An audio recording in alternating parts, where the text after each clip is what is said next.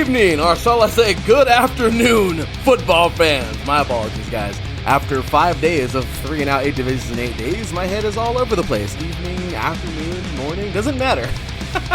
But hey, we are here to talk a little football. Ladies and gentlemen, you are now tuned in live to 3 and out, 8 divisions in 8 days. Day number 6. My goodness, it's just insane to think of how many days we've gotten so far, how many interviews we have recorded. And here we are, y'all. Day number 6 has arrived. We are talking NFC East. We just kicked off NFC yesterday with NFC Week with the NFC West. And here we are today talking about the NFC East. It used to be known as the powerhouse division of the NFL back in the 80s and the 90s. Well, guess what?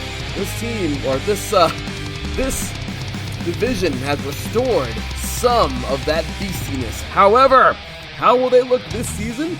We shall see. We start things off way over on the East Coast, talking with a newcomer here, those New York Giants. The whole Saquon Barkley situation, lots of really cool facts. He's awesome.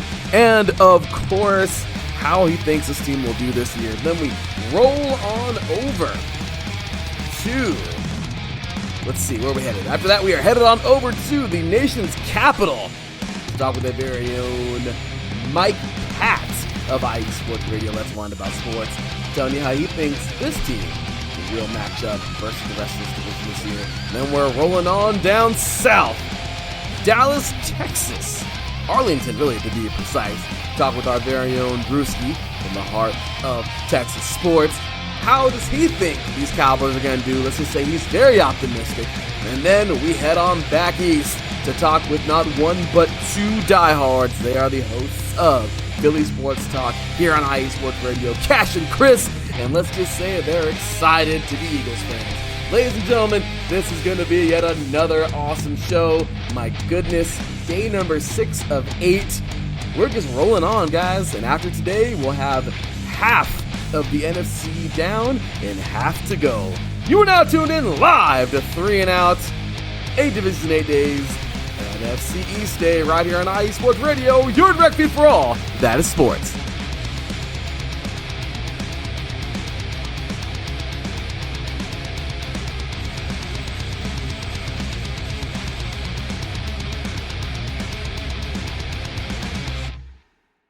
Welcome, football fans. Well, here we are again, you guys. Oh my gosh, it's crazy to think of how far we've gotten. So many, and I am talking about so many recordings. I have just been, as per usual, just my head's all over the place, but I'm enjoying it. I love the process. It is so much fun talking to all of you diehards out there and just enjoying every bit of the content. You guys have really, really high hopes for some of you. Some of you are just like, we're somewhere in the middle. And some of you, like us Raider fans, kind of just know where we are. But regardless, it's football season. No matter who our team is, what they are, how good they are, how mediocre they are, how bad they are, we love our teams, right? We ride and die with our teams. And guess what? That's what we're here for. It's football time. So, once again, we got so many great interviews to get to today. My goodness, I can't believe this. We are just, days away from the first football of the season. And, this whole series is going to end on Thursday, where the Hall of Fame game kicks in, Browns and Jets. So, it's exciting, you guys. This is going to be another fun season. Who do we think, is going to make it happen? Who do we feel has the strongest team out there? That's what this whole thing is about. If this is your first episode, then I would love for you to go back and check out some of the others. It's a lot of hours. These are 3-hour shows a piece every year. But as we always say, 3 and Out is so big, it needs 8 premiere episodes. Just saying, every season. So today, once again, we take a trip out to the NFC East. And, Giants, Commanders, Cowboys, and Eagles. What more to say, right? Last year, the Giants surprised the crap out of us. Was it a fluke? Is this team going to come out this year and kind of just lay an egg. What's going on with Saquon Barkley? How will this team measure up? Is Daniel Jones the answer? Is he a fan favorite? Is he somebody that, is he somebody that was going to watch out in a few years when a new rookie pops up out of the draft? Are they going to ditch him? I mean, how what's going on over there? Also, the Commanders, I mean, do they have their guy behind center? Their defense is nice. How is the offense? How does this team measure up? Will they be able to, because I mean, it's a tall order. The Cowboys and the Eagles right now are definitely the cream of the crop. So the Commanders, I mean, even last year they finished fourth, so they have their work cut out for them. The Cowboys, a team that is usually pretty good. A team that we could look at and say, hey, Dak has been carrying them for a while now. Is it better than Tony Romo? Is it really? Do they have a Lombardi yet? Is Dak really that good? And if he is, then is the Lombardi coming? Is Dak going to make it happen this year? I mean, so many question marks, right? The defense has got to help him out, though, y'all. That's the main deal. This defense has to be locked and loaded. Amazing draft pick this year in their first round. I'm just saying, are the questions answered? And is this the year where the Cowboys will not only overthrow the Eagles, but will they be headed to the Super Bowl? Can they hoist the Lombardi? Some feel it's very realistic. Some feel that they have a couple years. And, of course, the Eagles. They won it all a couple years back. They came so close yet so far last year. And, well, what is it this year? Is it Super Bowl or bust? This team has half of the University of Georgia's team on it. All right. I mean, it's amazing. Jalen Carter's been destroying everybody in practice, and he's a rookie. He has been running through the veterans. I mean, this is one crazy football team. Do they have it this year? Is it their time? Are they going to get back to the bowl? It's a long season. It's a long training camp. It's a long preseason. It's a long everything. But it starts now. For them, they're hoping that, their year ends in February of next year with a victory this time. So lots of questions to be answered, and such a awesome group of fans we got to get these interviews out today. So I'm excited. I hope you're excited. Without further ado, y'all, let's get to it. Once again, you are tuned in live to 3 and Out, 8 divisions in 8 days. NFC weekday number 2. Number 6, actually. Day number 6 of the entire series of 8. Coming up tomorrow, of course, we have the NFC South and then the NFC North to end us off on Thursday. But y'all know how that goes. One day at a time, right? So, all right, guys. Well, there you go. There's the intro. And let's get into these interviews. All right, y'all. Once again, listening to 3 and Out right here with me, our boy Larry B. When we come back, we're diving in to the NFC East, talking Giants after this.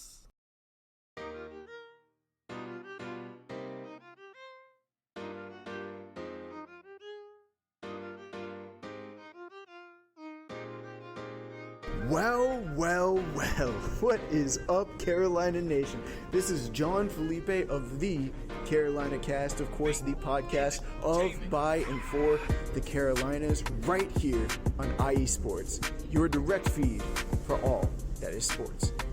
And I'm reminding you to tune in Fridays at 7 p.m. Eastern for the latest in Carolina sports, whether it's the Panthers that keep on pounding, the fly natures of the Hornets, the storming Hurricanes, the battle of the Blues with Duke and UNC, the fight of the Clemson Tigers, or the amazing atmosphere of any Carolina college. I'm talking App State, I'm talking ECU. I've got you covered.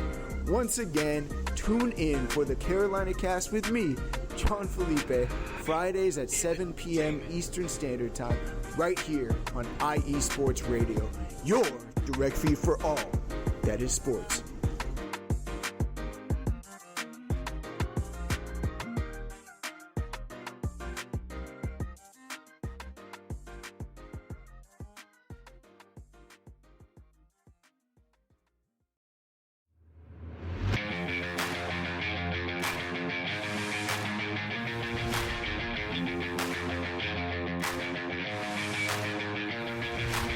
What's happening, sports fans?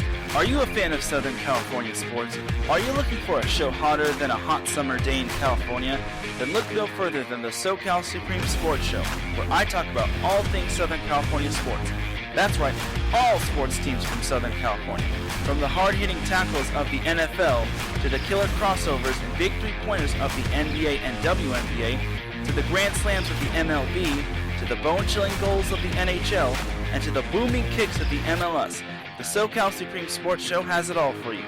Oh, and let us not forget about the college sports as well. So join me, Taryn Rodriguez, every week here on IE Sports Radio, your direct feed for all that is sports.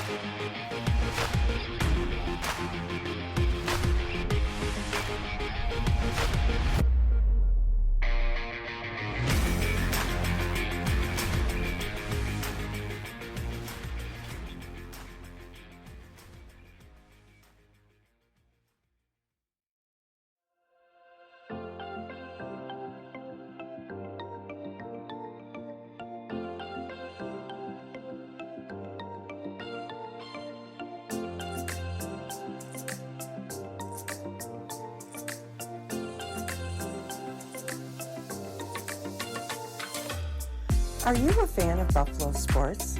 Are you thinking of changing loyalties and becoming a Buffalo sports fan? Do you even know where Buffalo is on the map? Did you know Canada is closer to Buffalo than New York City? Welcome to the Buffalo Huddle, every Tuesday night at 7 p.m. Eastern Standard Time and 4 p.m. Pacific Coast Time on IE Sports Radio, your direct feed for all that is sports. I'm your host, Patty Bax. This is a podcast designed for you, the passionate sports fan. I know you love your sports. Who doesn't? I cover Buffalo sports and so much more by bringing in the human elements. I call it Buffalo Sports with a Twist. Join me as we take a journey into the world of Buffalo sports. I guarantee you'll fall in love with Buffalo just like I did. Each week we start with an inspiration, question of the day, a Buffalo fun fact, and our weekly challenge to you, the listener. Come huddle up with me every Tuesday at 7 p.m. Eastern Standard Time and 4 p.m. Pacific Coast Time for the Buffalo Huddle with Patty Bax on IE Sports Radio, your direct feed for all that is sports. As we say in Buffalo, go Bills!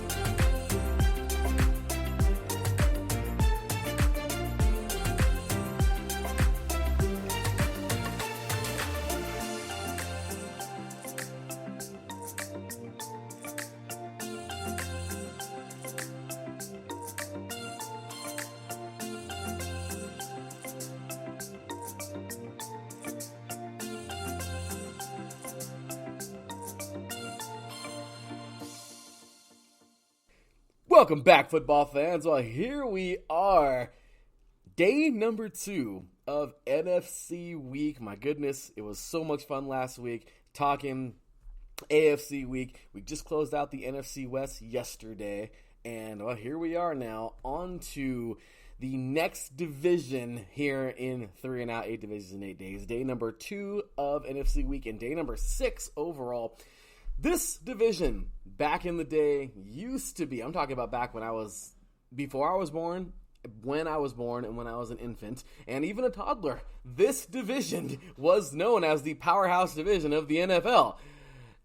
Now, it's kind of just the Eagles and the other guys. However, there was a good stint where the Giants in the late 2000s were dominating. The Commanders got kind of good in there somewhere, slightly around there. The Cowboys had their time, kind of, but unfortunately just never couldn't get there. But the Giants, they did it. The Eagles were in and around the playoffs, early 2000s, just within the last couple of years, last year. So don't speak too soon, everybody, to call it the NFC least, all right? Because these guys, they still ball. So, with that, we're starting off today's show over in, I always have a hard time saying New York.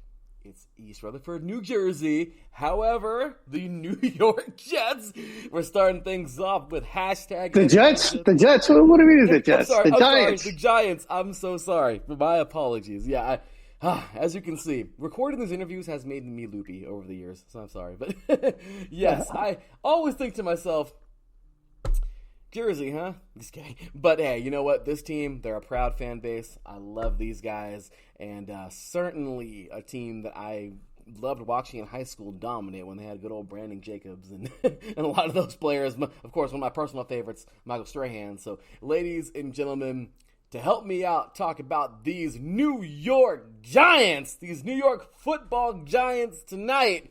I'm glad to have him here. He's a first-timer, and hopefully he's back for many more times in this show. Ladies and gentlemen, welcoming diehard New York Giants fan, Mason. What's going on, brother? How you doing today, man? Doing great, man. Doing great. Thanks for having me on the show. Appreciate it. Look forward to talking some smack here, man. Yeah, that's the best part, man. My apologies. I don't know how Jets came out. My apologies for that.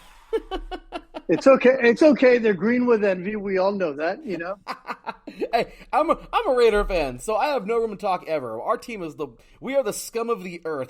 If we were just talking about like Formula One and like the English Premier League and all those things before we got on air, yeah. If the Raiders were a team in the English Premier League, they would have been delegated to like the 4th or 5th division already.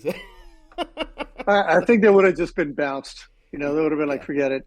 You know, just stop being a team. Stop it. Yeah.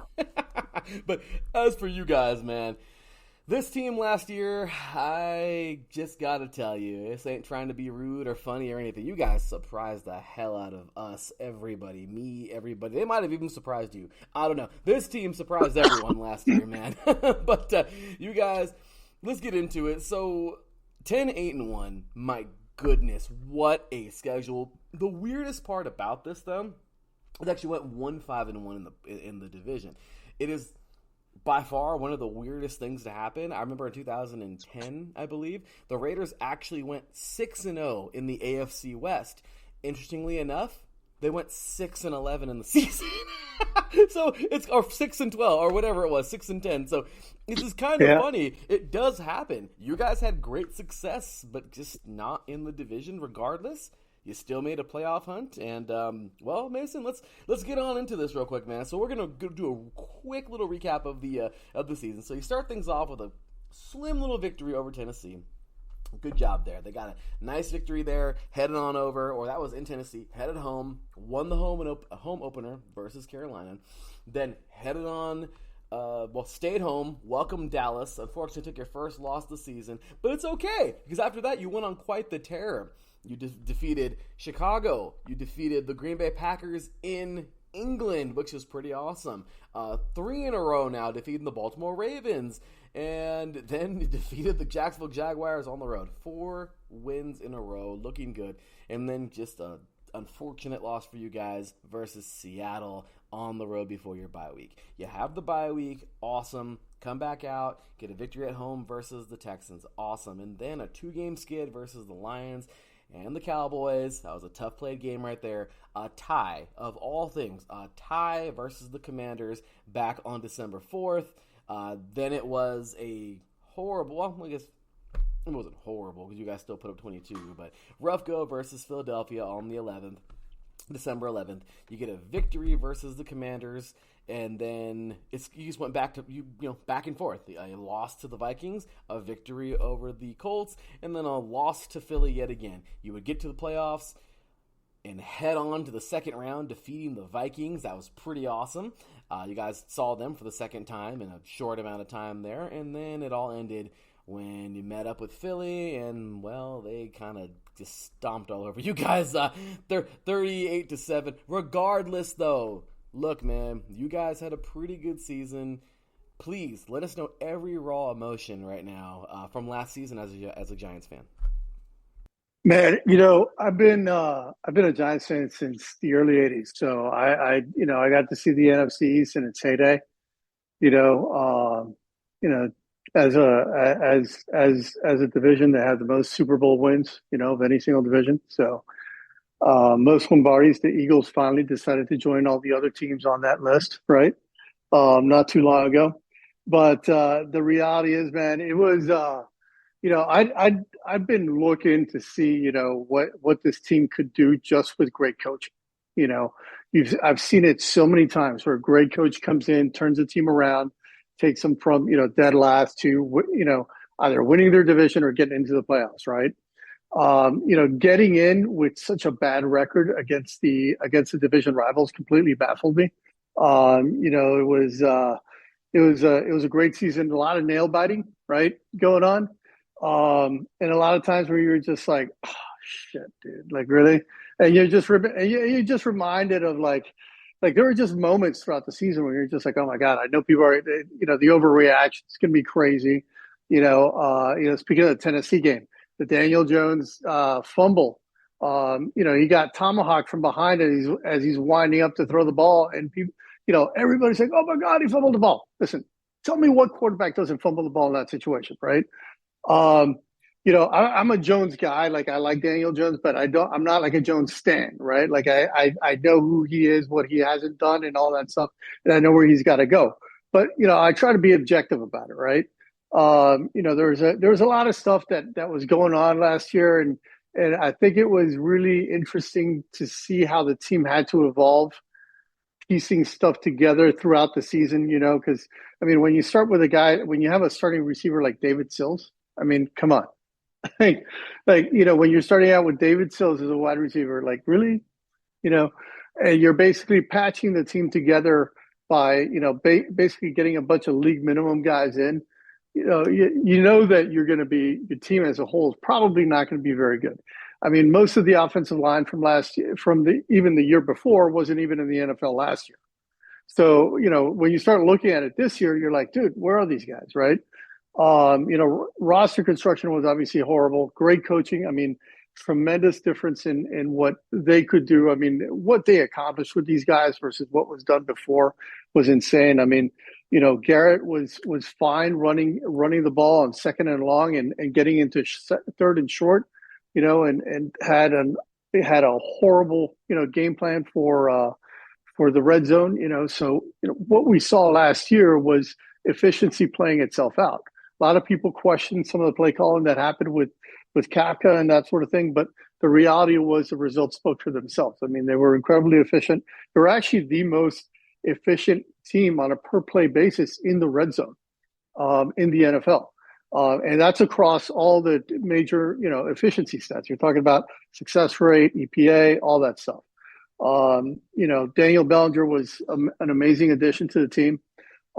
Just to talk about his impact, a plus 0.27 EPA per dropback with him on the roster, with him off the roster, minus 0.15. So, when he got hurt in Jacksonville, that impacted a lot, for the team. There was a lot of injuries that they had to deal with and everything. A lot of the rookies, unfortunately, got injured, so we didn't get to see a lot of the progression and that sort of thing from them. So it's going to be hopefully great that, hopefully they stay injury free this year, and these guys, and we get to see these guys hopefully flourish and perform the way they should. There's a lot of room for optimism with the team right now, at least on the offensive side. The defensive side, we lost some key players, so we'll see. We'll see how that goes. Beautiful segue right on into free agency, man, because it's true. Yep. There were some key departures, some good pickups, though, too. So we'll talk about free agency, and then we'll go ahead and jump on into the draft. But so first things first, I got to say this. You guys lucked out, man. I'm a Raider. I couldn't be more mad that we lost this guy. But you guys, yeah, you're welcome, all right? Look, Darren Waller heads over to the Giants. He's going to make you happy. This guy is amazing. I don't know how or why or, oh my gosh, my blood boils even thinking about losing this guy, which of course, our stupid coaching staff don't care. Regardless, it is what it is. We all know the Raiders are idiots. It's okay. It's fine. But I'll tell you right now, man. This team, you guys got a good pickup there. How also, Alshon Robinson will make his way over. Bobby McCain also. Well, so Robinson from the Rams, McCain from the Commanders. You guys would welcome over Nunez Roches, pretty solid player there. Jahad Ward, comes on over. I'm sorry, he stays actually. Paris Campbell makes his way over. I mean, there's a lot of good pickups, all right. But then again, there were some departures, and we can get into a few of those. I mean, Nick Gates, the center leave. You guys would have John Feliciano, was once a Raider. Of course, he's a Giant. Now he's head on over to the 49ers. You guys would, who else? Justin Ellis, of course, another Raider there back in the past. Nicholas Williams, other interior defensive lineman. Ricky James. There were some pretty big players. Now, of course, there's some more, and please, by all means, man, get into as many as you'd like to. Let us know your biggest pickups and your biggest departures of free agency for the Giants this year. I think, as a whole, I think the biggest loss, and I think for us, was Julian Love, actually, at safety. Great role player, solid player. They made him a solid offer to buy. They passed on it. They tried to come back and get that in free agency. The deal was off the table. He was offered 7, I think, at the buy, and came back and didn't even get that with Seattle. So, both him and Saquon, they gambled on themselves and lost. It was funny. I was telling people we should have traded Saquon at the buy, but I was also saying that, hey, if he turns his deal down, he's toast. I didn't see the math happening for him and that sort of thing. But Feliciano Gates is such a like heart player, man. Like, that's a guy that you just gotta love. Losing him, that was just that kind of stung a bit. But losing him and Feliciano was kind of a big deal because I expected Feliciano to sort of come back, but I think he knew that the writing was on the wall, that they were probably going to bring in a center, and he may not have wanted that. I think Gates may have been in the same situation as far as that goes. I wish him nothing but the best. Richie James, losing Richie James, I think Richie James was a great player, but I think with what they wanted to accomplish, which was get faster, I don't know that James was going to be part of that equation, if that makes sense. They really wanted to focus on speed and separation, and what you saw not only with what they did in the draft, but what they did in free agency kind of adds up to that. Like you were talking about Darren Waller trade, right? I think a lot of that was done because of, hey, listen, we invested a lot into DJ. We need to find out if he's our guy in the next year or two. Otherwise, we need to part ways by in year 3 when we have that out, right? It's kind of like it's going against conventional wisdom, right? In the past, you used to draft a rookie quarterback, give him a massive deal, and hope he'd pan out, right? This is kind of like that because a lot of guys have not had success after years two or three late in their careers. The only guys that I can think of that have had any kind of remote major success at that stage were Rich Gannon with the Raiders, right? Had a career resurgence, came from Minnesota, went to the Raiders, had great talent, great coaching around him, right? Same thing with Steve Young. A lot of people don't realize this about Steve Young. He was in the USFL for 2 years, with the Bucs for 2 years, got traded to the Niners after a horrible career in Tampa Bay, and the Bucs at the time were probably the worst run franchise in the NFL. And the reality is that's what the Giants have been basically for the last 10 years, right?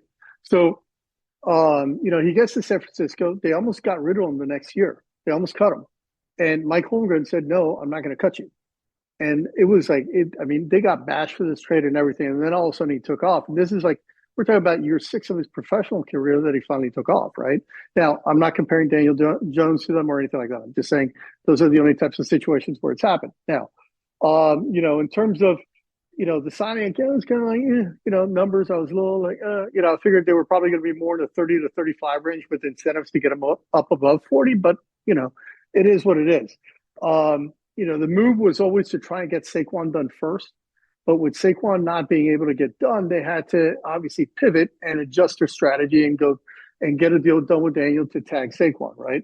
And control the outcome there, because they always wanted to try and tag Daniel and just go that route with him as opposed to Saquon, right? Now I get why they retained Saquon and didn't let him go like the Colts did with Edgerrin James. Obviously when the Colts did that with Edgerrin James, they had a great team already, right?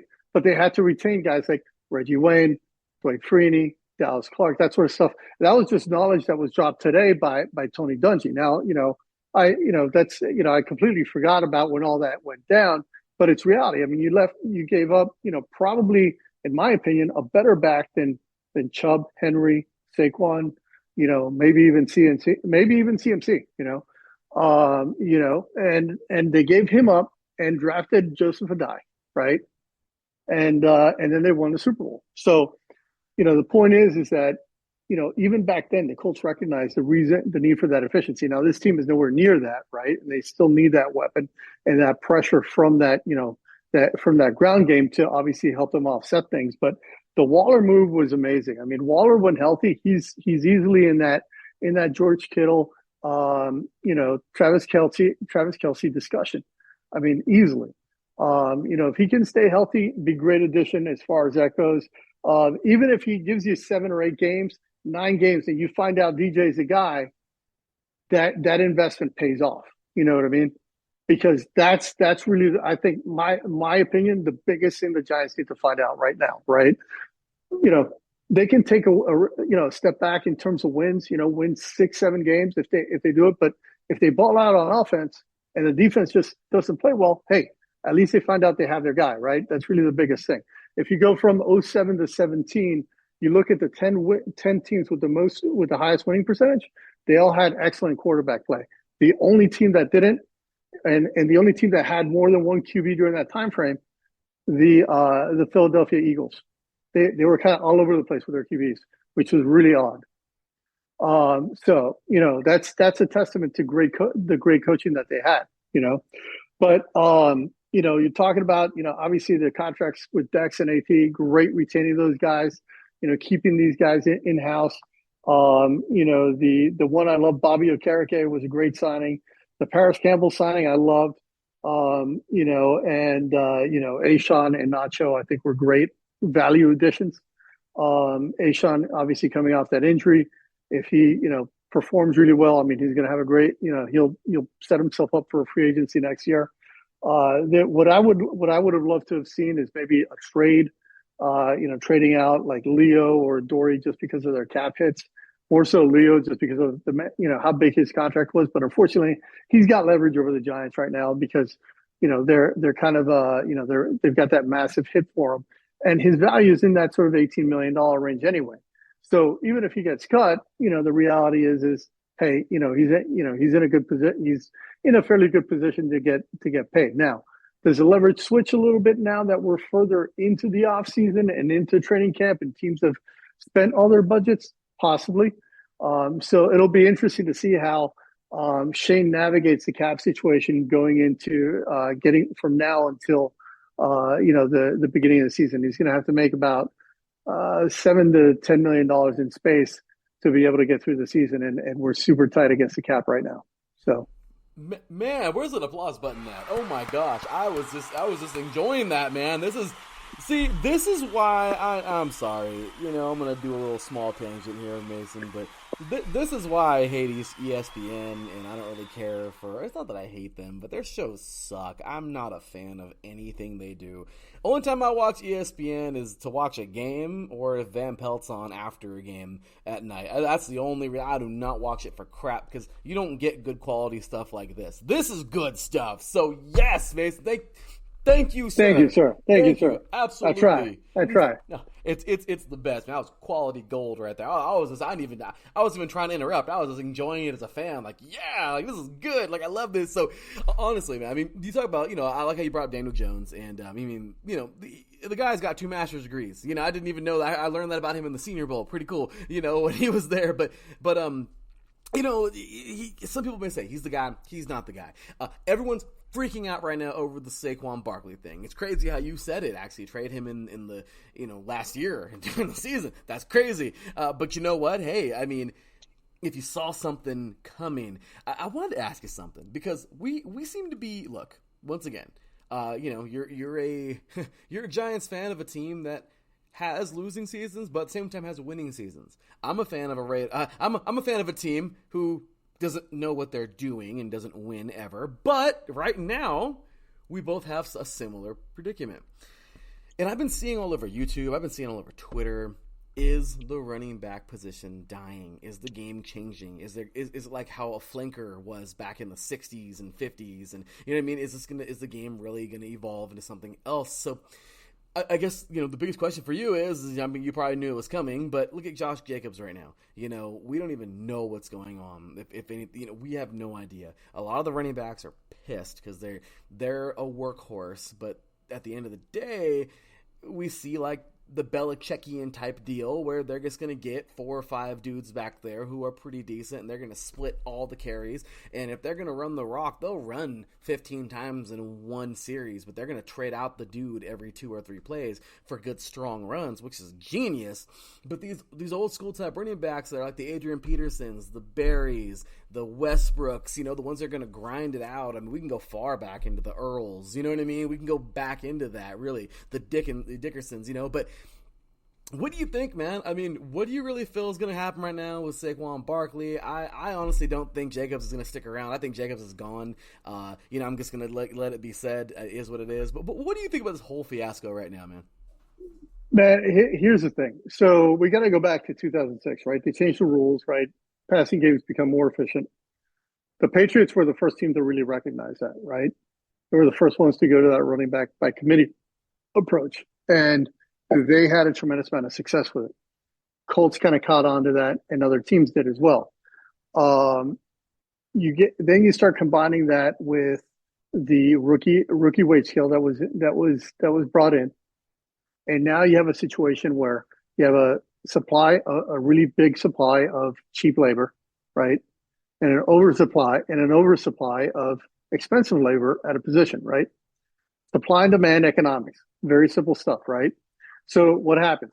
Salaries keep increasing for a while, right? Because it takes some time for that sort of, for the market to react to things, right? And teams and GMs having to learn, like, hey, this isn't the way to do it, right? You look at all these big contracts that have been given out. Typically, they were by bad teams, right? Or teams that had missing weapons here or there, and their only weapon was a running back. Look at CMC with the Panthers, bad team, right? Same situation. When they drafted Saquon, the Giants were trying to run it back one more time with Eli Manning, right? Instead of blowing it up or maybe adding some offensive line help or trading down and acquiring more assets to be able to bring in more help, more tools and that sort of thing to help Eli in that final year. Which ironically could have set them up for the future a lot better than having Saquon Barkley, right? Now, when we're talking about this Josh Jacobs situation in the running back market, and we go back and we look at, if you actually go and you look at like the top 50 running backs based on yardage, right? I think only 10 have played in the last 10 years or something like that. It's crazy. It's something for like five or six. It's some really, really small number. But when you go back and you look at these guys, like say Marcus Allen, right? He had a few big years, but a lot of them were actually smaller years. He just hung around for such a long time, right? A lot of these guys had a lot of yardage. There were a lot of exceptions to the rule, but a lot of these running backs were out of the league in 3 to 5 years, and most people don't realize that. Guys like Reggie Cobb, Rodney Hampton.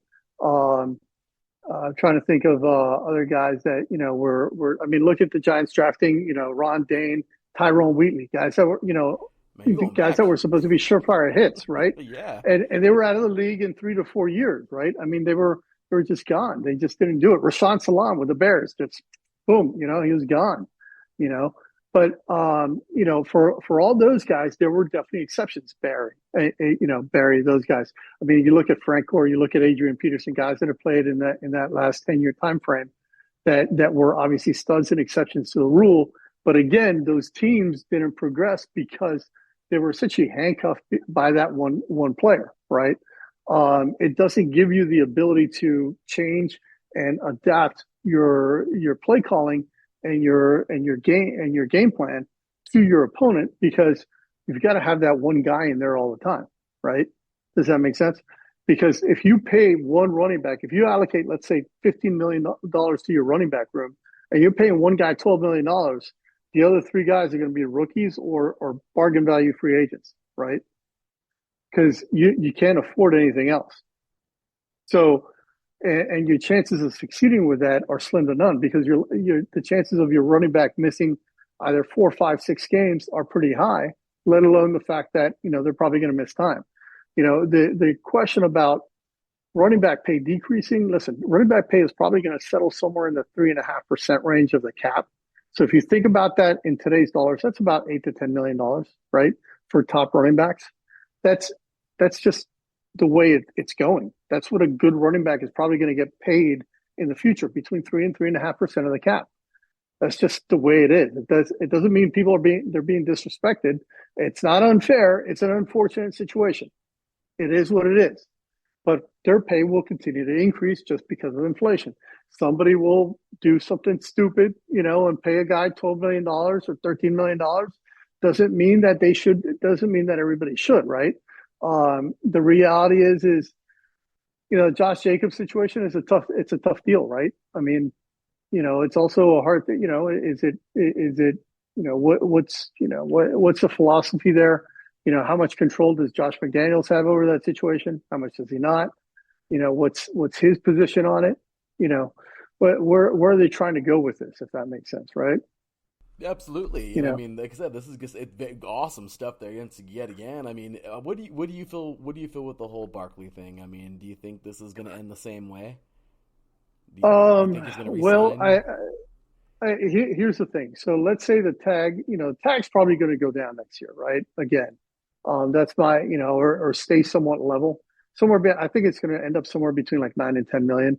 But the reality is Saquon will probably at best get tagged a second time, or maybe be offered like some cheesy kind of like 3-year deal. They have a little bit more room to mess with the cap next year than they did this year.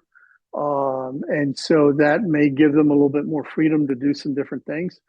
But if they tried to give them like a $15 million deal, and tried to save a lot of money this year to be able to not have to restructure Leo or Dory, they're probably looking at, and this is going to sound crazy to people, they're probably looking at about $20 million cap hits next year and the year after for them. So it's not, when you're trying to structure deals like that, it just doesn't make sense to, right? So, it's a tough deal. The way everything played out was kind of weird. They had a couple different numbers out there. It sounds, based on all the numbers that were out there, they were offering at one point a 3-year, $39 million deal with 19.5 guaranteed, which would make sense because that's 15% of the deal in terms of total guarantees, which means that he probably was getting about 30% of that in actual like guarantees at signing, meaning signing bonus and actual guaranteed like money right on the spot, right? And then the gap with the rest of it was where the total guarantees were. And I'm wondering if maybe some of the language there, they didn't want to guarantee for like performance or skill, which is one of the guarantees, right? Like if there's a decrease in performance, if there's a decrease or injury, where he just said, no, I'm not going to sign that. Like you guys can cut me if I rush for 1,200 yards, right? Instead of 1,300. So it's one of those things. It's a tough deal. It's a tough situation. It is what it is. I get why they brought him back though. The team needs that, like I said, that weapon. But it's going to be really interesting to see how the new additions impact his ability to run the ball. Absolutely, and I mean, hey, speaking of new additions, man, let's get on the awesome stuff once again. By the way, yeah, I guess, man, I could talk football with you all damn day, man. Seriously, this is good stuff. But so let's get into it, man. So real quick, touch on the draft. Deontay Banks, the guy was the animal in Maryland. I liked him a lot. I thought he was pretty damn good over there playing. And as of right now, this team you guys are gonna have a solid player there.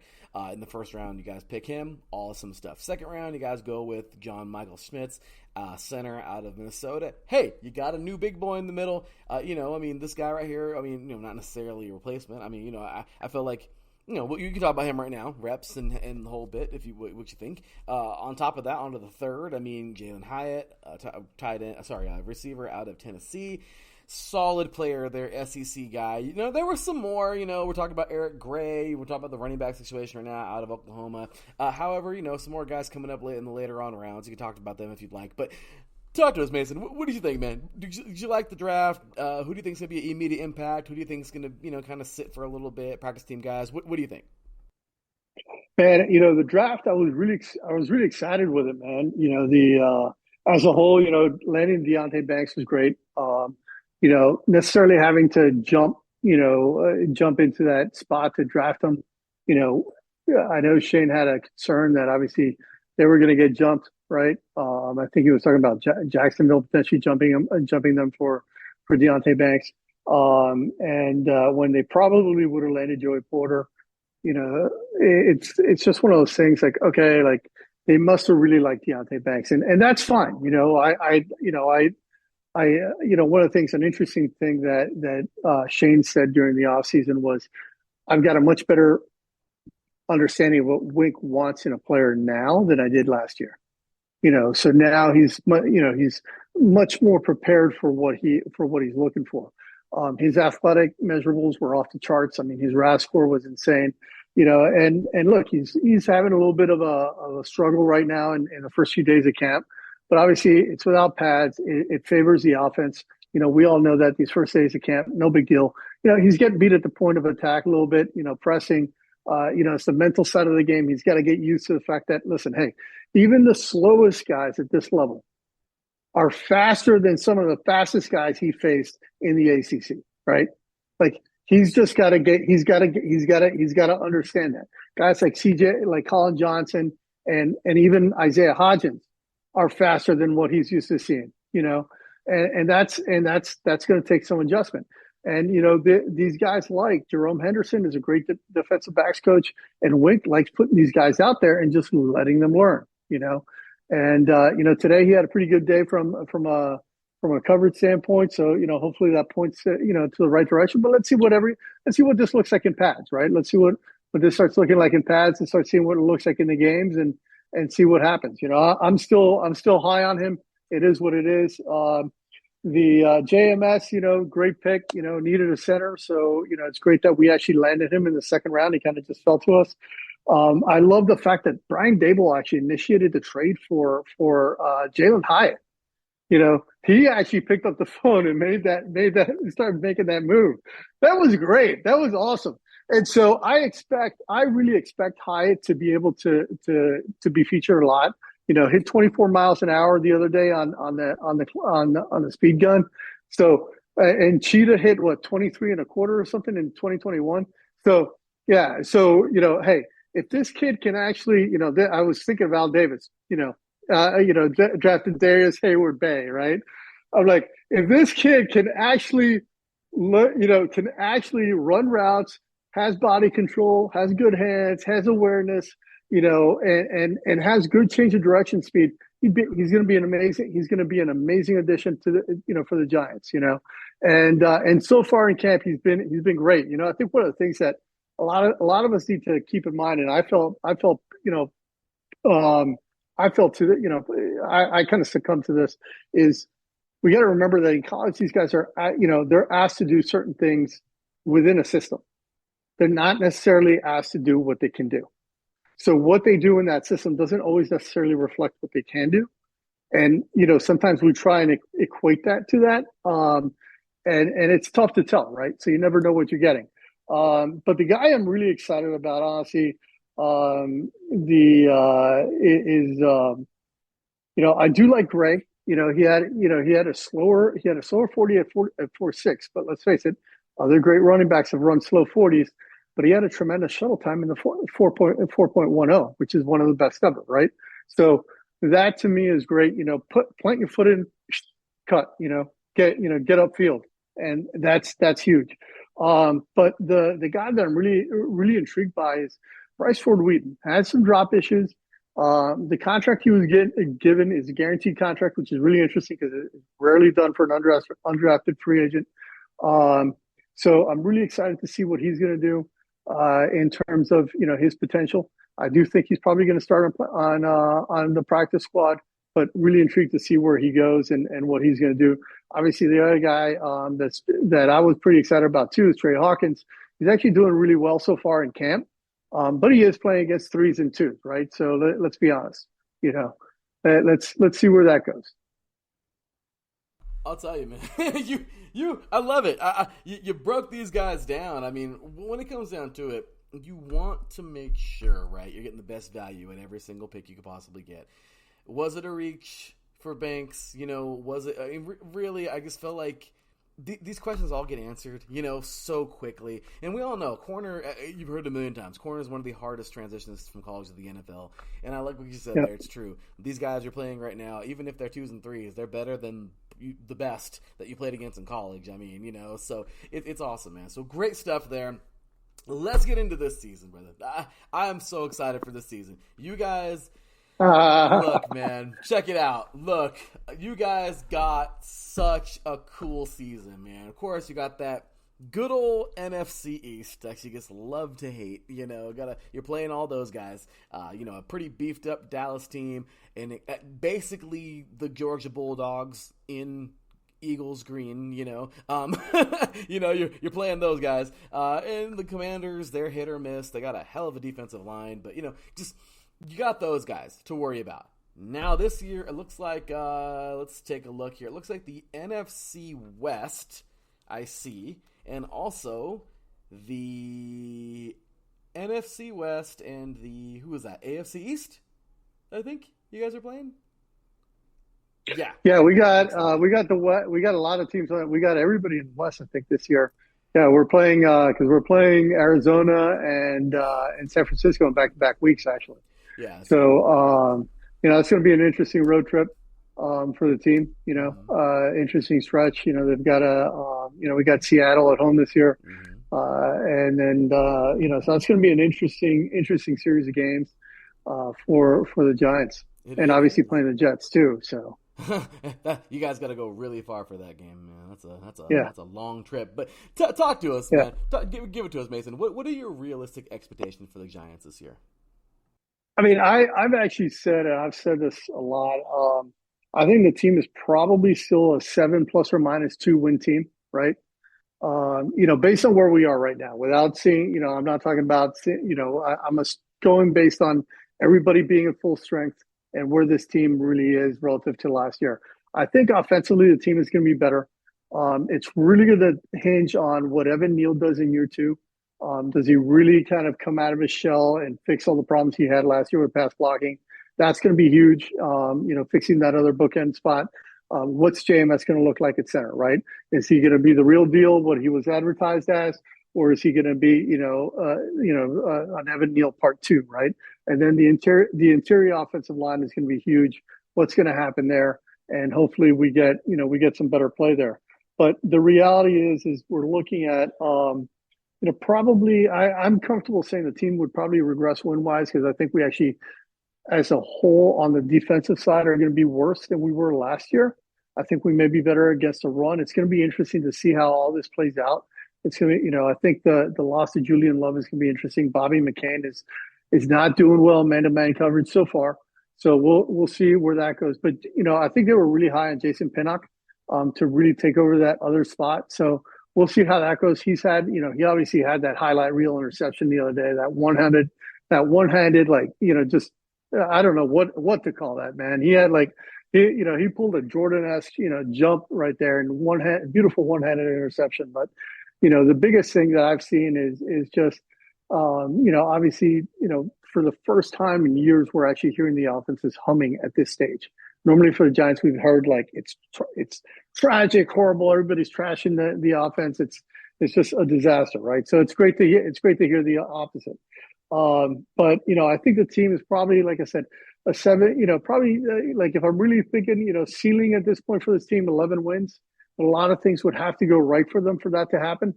I think realistically, probably a 9 to 10 win season isn't out of the question. But I really think it's 7 wins ±2. -2 is if, obviously TJ gets hurt, and Saquon gets hurt, we lose a lot of weapons, whatever the case is. But I do think that the team could actually end up winning 7 games, 8 games, still performing, taking a step forward, but still taking a step back win-wise, if that makes sense. I'll tell you, that seems, I like that. Once again, very realistic standpoint there. This team really, a lot of this depends on, as we know, every year health is the biggest thing. But, what Saquon, are we getting? What Daniel Jones are we getting all year? This says a lot. This team has a lot of talent there. But okay, so great stuff there. But Mason, there's one small little thing we gotta take care of before you're out of here for the night, man. And well, this one's the little fun segment we like to have at the end. And this one, Mason, there's 3 other teams that you can't stand in this division, and they can't stand your team right back. It's always the funnest. You gotta love this division. And, well, the Cowboys, the Eagles, and the Commanders. How do you think those 3 teams are gonna do this year? And, of course, well, first things first, how are they gonna do this year, in your opinion? And, realistic expectations, I guess, and that whole bit. You don't have to give any records or anything, because how you think they're going to do. You can be mean and nasty. You can be good and respectful, however you want to. And then at the end of every one of those, if you can, only if you'd like to, tell us how you really feel about those teams. You can get crazy, don't get too crazy. But, it's always fun having the rivalry. So this one's called Stick It To 'Em. So, Mason, stick it to 'em. Oh, dude, listen, I've seen these teams play for so many years, man. I still remember the days against Randall. And everything. I still remember in 1990 when the Giants were 10-0 and the Niners were 10-0, and the Giants were going to go play in Philly. I was like, shit, they're going to lose, right? And I was like, fuck, the Niners are playing the Rams, and I was like, okay, they got a chance at losing it, but I didn't really think it was going to happen. And they went and they lost. They both ended up 10-1, and I was like, yes, oh my god. But anyway, make a long story short, I was a year old. I'm just kidding. Sorry, that's crazy. That's crazy. The Cowboys are kind of funny, right? They haven't been relevant in 30 years, and they still talk like they're relevant. In fact, I think everybody hates the NFC East because of the Eagles and Cowboys fans. I'm convinced of that, okay? Listen, the Cowboys are trying to buy a championship this year. You know what they really need to do? They really need to go and talk to J-Lo and hire her as their general manager. She's got 6 freaking rings in like the last 20 years, okay? They need to hire J-Lo as the general manager. You didn't go there. Oh, my gosh. Listen, the Eagles, listen, they love to celebrate their NFC championship wins. They love to talk about their NFC championships, how many times they've won the division and all this crap, but they're still green with envy. They haven't won jack shit. They won 1, right? I mean, come on. Let's tone it down. Let's tone it down. They had a historically good defense last year.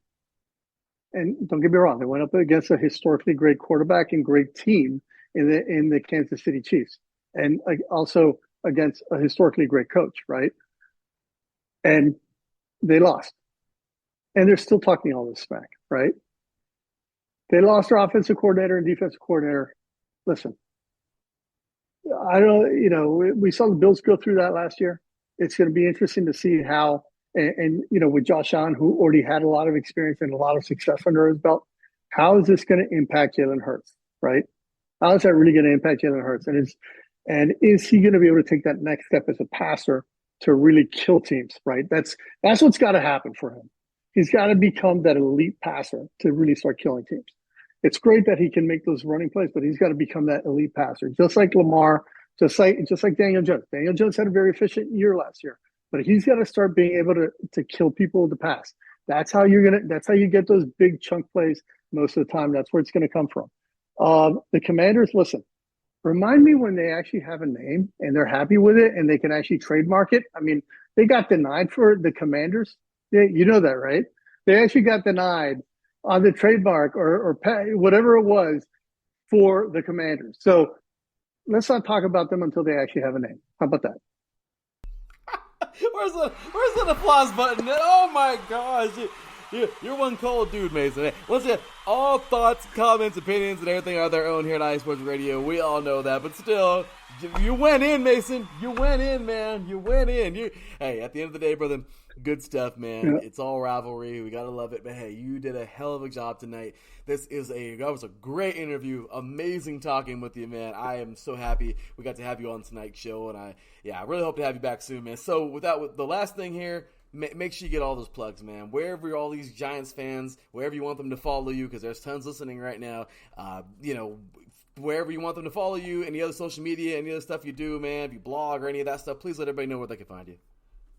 Yeah, man. Find me on Twitter at NYG Mason. That's really where, I hang out the most. And then, probably maybe coming out with a podcast soon. Don't know, but we'll see. We'll see what the future holds. We can only hope, man. I'm telling you, you got too much knowledge, man. I'd love it to be here at IE Sports Radio, but whatever podcast you do, I'm gonna want to listen because I love the knowledge, man. You got a lot of it, man. So I definitely appreciate you. Thanks again for being here, and it was great talking football with you, man. So we look forward to having you back a lot this season, man. And thanks again. Thanks, Larry, man. Anytime, man. Happy to be on. Good luck to the Raiders this year, man. Well, we're going to need it. Appreciate you. We need lots of that. So thank you, man. Hey, thanks again, Mason. Have a great night, brother. All right. Take it easy, brother. Take it easy. All right, you guys. That was Mason. What a cool guy, man. He was pretty cool. Let's give him a round of applause real quick. Show him some love, man. That was a lot of fun. Make sure you show him some love. Give him a follow. Really cool guy. And that is going to do it. We started things off with the New York Football Giants.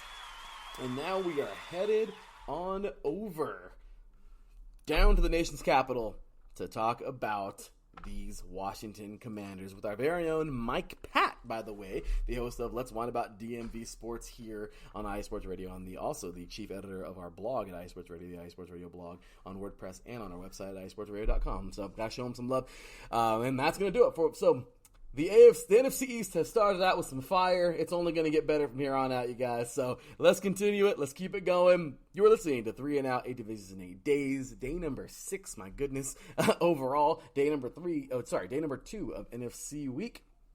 And like I said, we're talking NFC East, and it's getting fun already. So this is me, our boy Larry B. And when we come back, we are talking Washington Commanders right after this.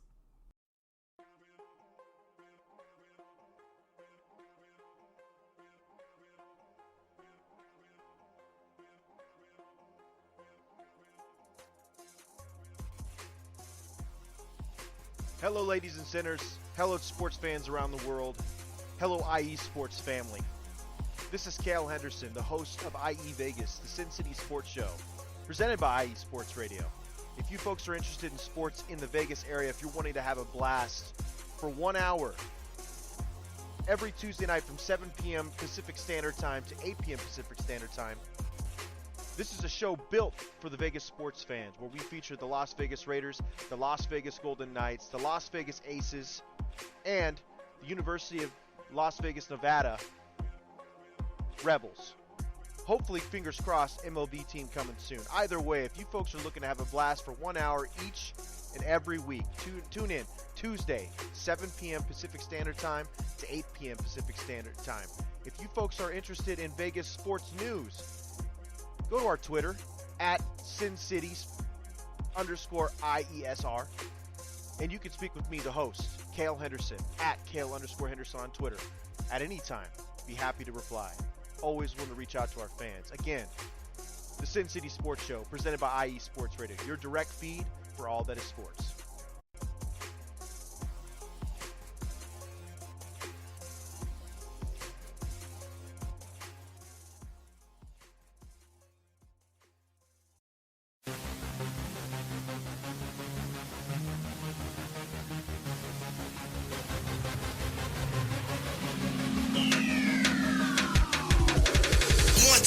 Everybody, this is Darren Rodriguez.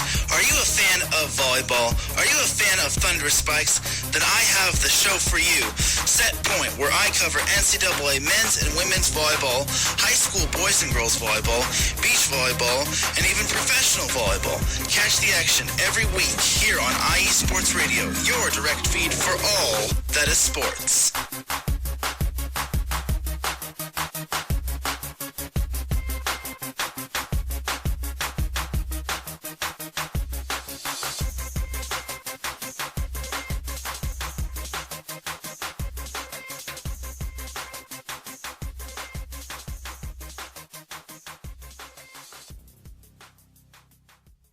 Welcome back, football fans. Well, here we go. Day number 2 of NFC week is here.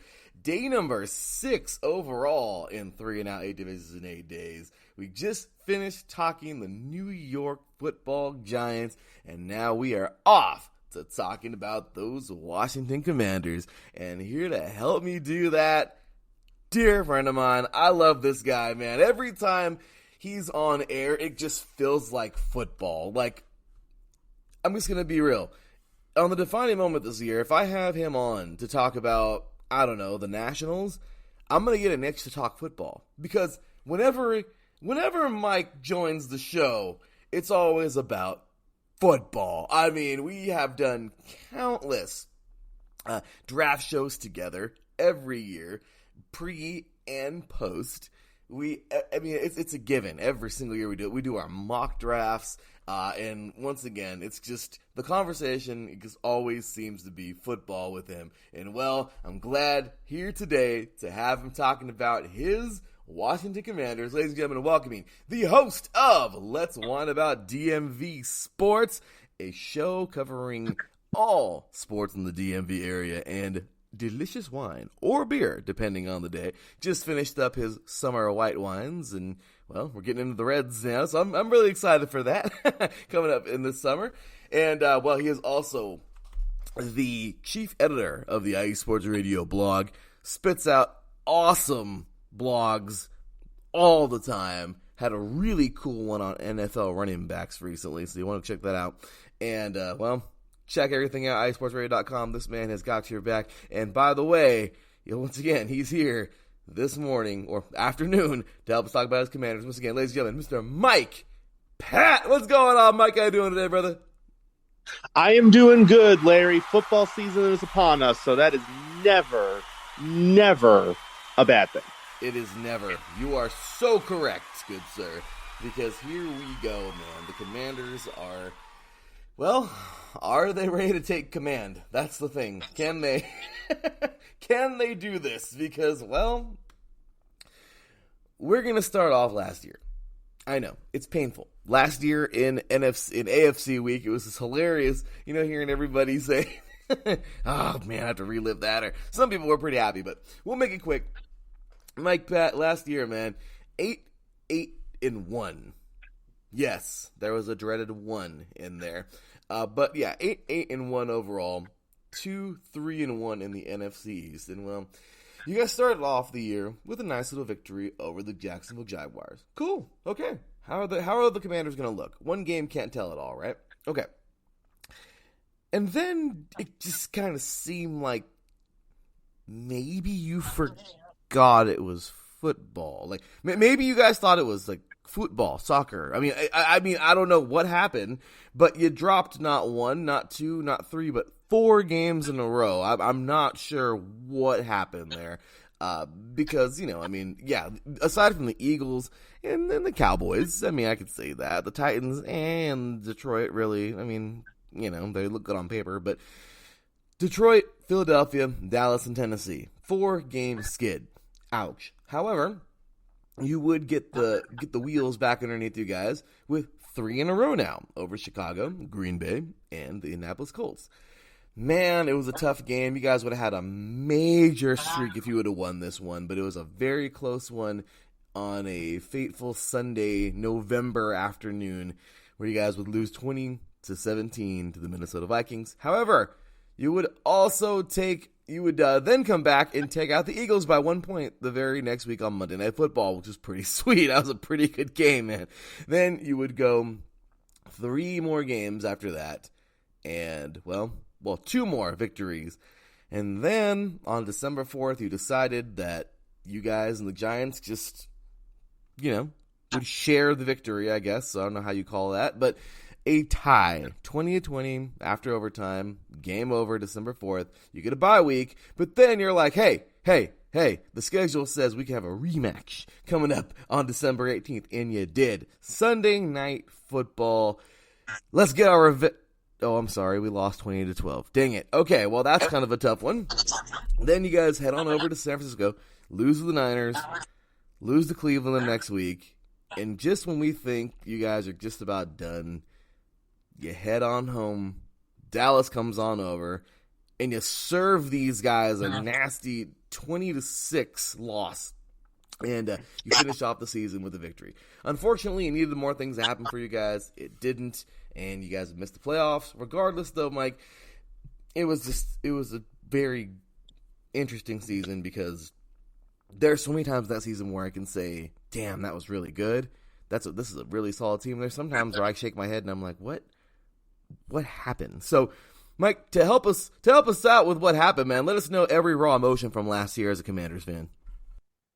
Well, I think you can summarize the season based on, the breakdown that you just gave. And I think everybody would agree with this, and they would say turmoil, right? We started off the season, we get the initial victory, then we lose a bunch of games, then we win a bunch of games, then we lose a bunch of games, then we win a bunch of games. And it was just back and forth. And I think you can summarize it all. And this can often be the case in the NFL by looking at the quarterback room, right? So, starting off the season, we had Carson Wentz. And it was funny because while you were giving that summary, you were like, hey, what was going on with the 4-game loss? Oh, I can tell you what was going on. It was the Carson Wentz effect. That's what was going on with that 4-game loss. And then Wentz gets hurt. And I'm going to put hurt in quotation marks because I think they were just looking for an excuse. Okay, this guy isn't working. And then they bring in Taylor Heineke. And Heineke's like, oh, I'm just going to decide to be, the NFL, underdog story and win a bunch of games, help get the team to 7-5-1 and in a playoff spot. But then I'm going to, cause everybody to lose some confidence in me. We're going to lose a couple games. We're going to tie a game because, why the heck not? And then for some absolutely unknown reason, the team's like, oh, wait, Carson Wentz is healthy again. We're in a playoff spot. Let's bring him back to the field. And not only do we lose the playoff spot, but we get eliminated from the playoffs all in one fell swoop. One of the strangest statistical occurrences I have seen in the sports world, where with 1 week remaining on the schedule, the team went from playoffs to eliminated and didn't even have a chance in the final week. Mind blown there. But, it was a tumultuous season. We had a couple key injuries here and there. But like I said, I think if you just look at how the quarterback room broke down that last year, that perfectly summarizes the progression of the Commander season. You are so right. Man, this was such a crazy season, man. But I can't believe that happened to you guys at the end of the season, man. I mean, I love how you just like that was a great. I would have loved to see that your audio right now narrating like a cartoon, like the Carson Wentz effects. Like, all right, guys, we're gonna win a bunch of games and then lose and then give a tie. It'll be fun. Come on, like. I'm sorry. Exactly right. Actually, what pops into my head, and I don't know who is the maker of these videos, but there is a social media personality that makes videos, and you've maybe seen them. They're like, if real fans commentated on sports, and it's just these expletive-laden reactions to things, but like in an announcer voice. Oh, so it's like, oh, and the Commanders effing did this game up and blah, blah, blah, blah, blah. Like, I think that would be inaccurate. Are you talking about Bob Menery?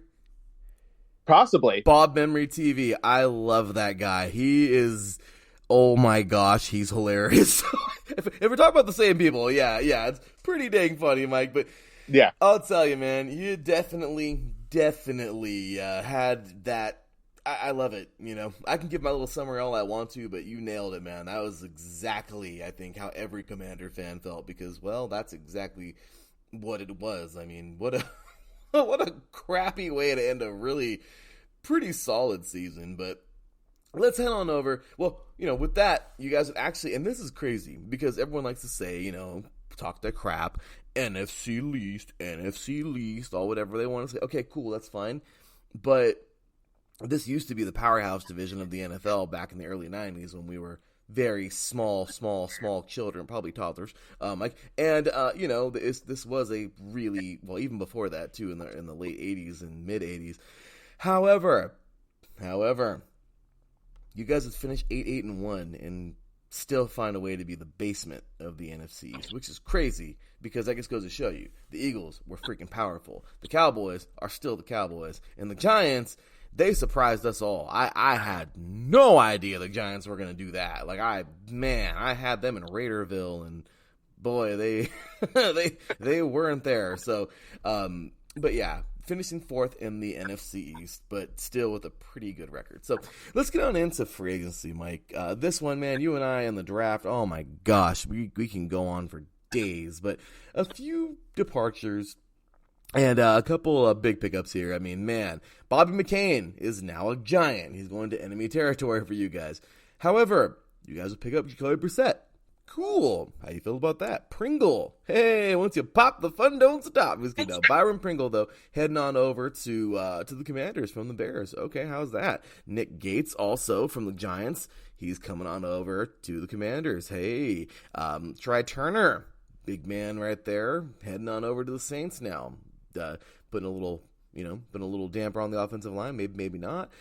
Cam Sims, head over to the Raiders. Well, thank you very much. We're happy we got him. Andrew Wiley, headed from the Chiefs now over to the Commanders. So just so many moves. Of course, as you said, Taylor Heineke, no longer a Commander. He's headed over to the Falcons. So, I mean, so many moves and moving pieces. Well, tell us all about it. What were your biggest pickups and biggest departures in this offseason?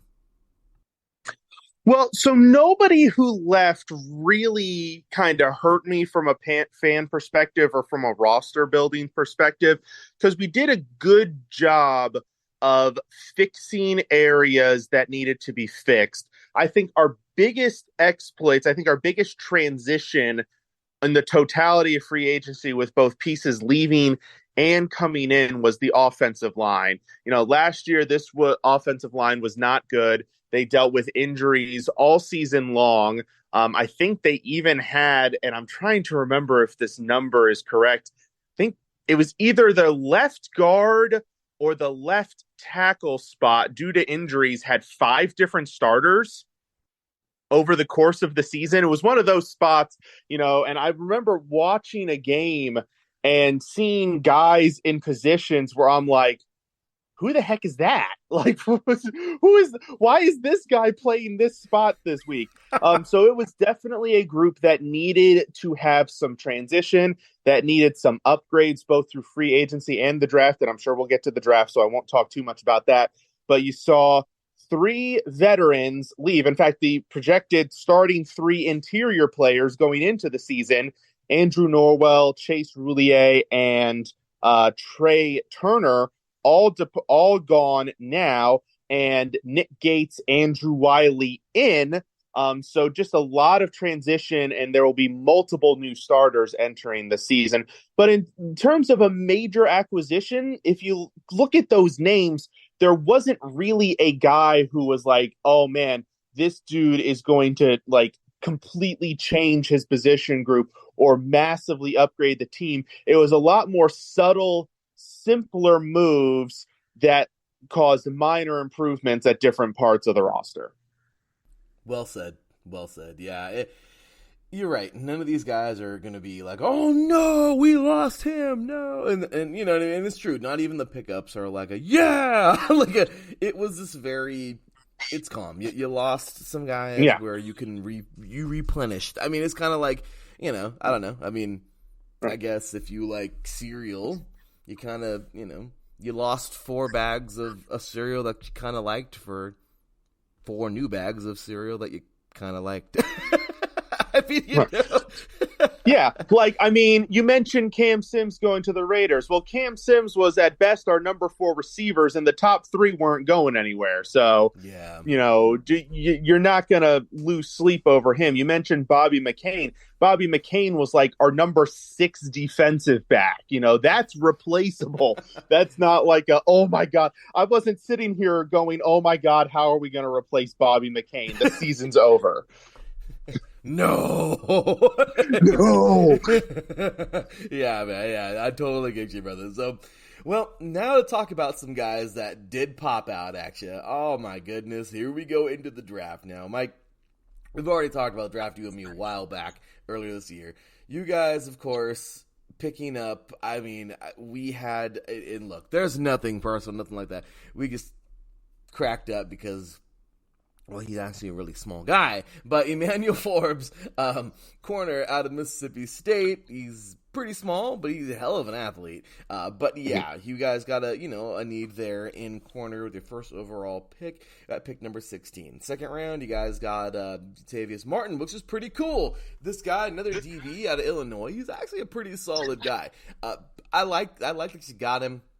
Because once again, you need to replace Bob McCain. You needed to kind of, put some more, I guess, get a new scenery in there, DB ways, for the DB's position. So Ricky Stromberg, there you go. You got to address another position in the middle of that offensive line. He's actually a center/guard from Arkansas. Pretty solid dude. Brendan Daniels, another offensive lineman out of Utah, So, there were some picks here that were pretty good. Now, I'm not going to go into all of them, but let us know, man. Mike, what did you think? We don't need a grade or anything. I know, of course, the specific way you like to grade is later on, which is the best way to do it, of course, is how they turn out. But let us know. What did you think about the draft overall? And, who do you think is going to be immediate and who you think, may help you guys in the future?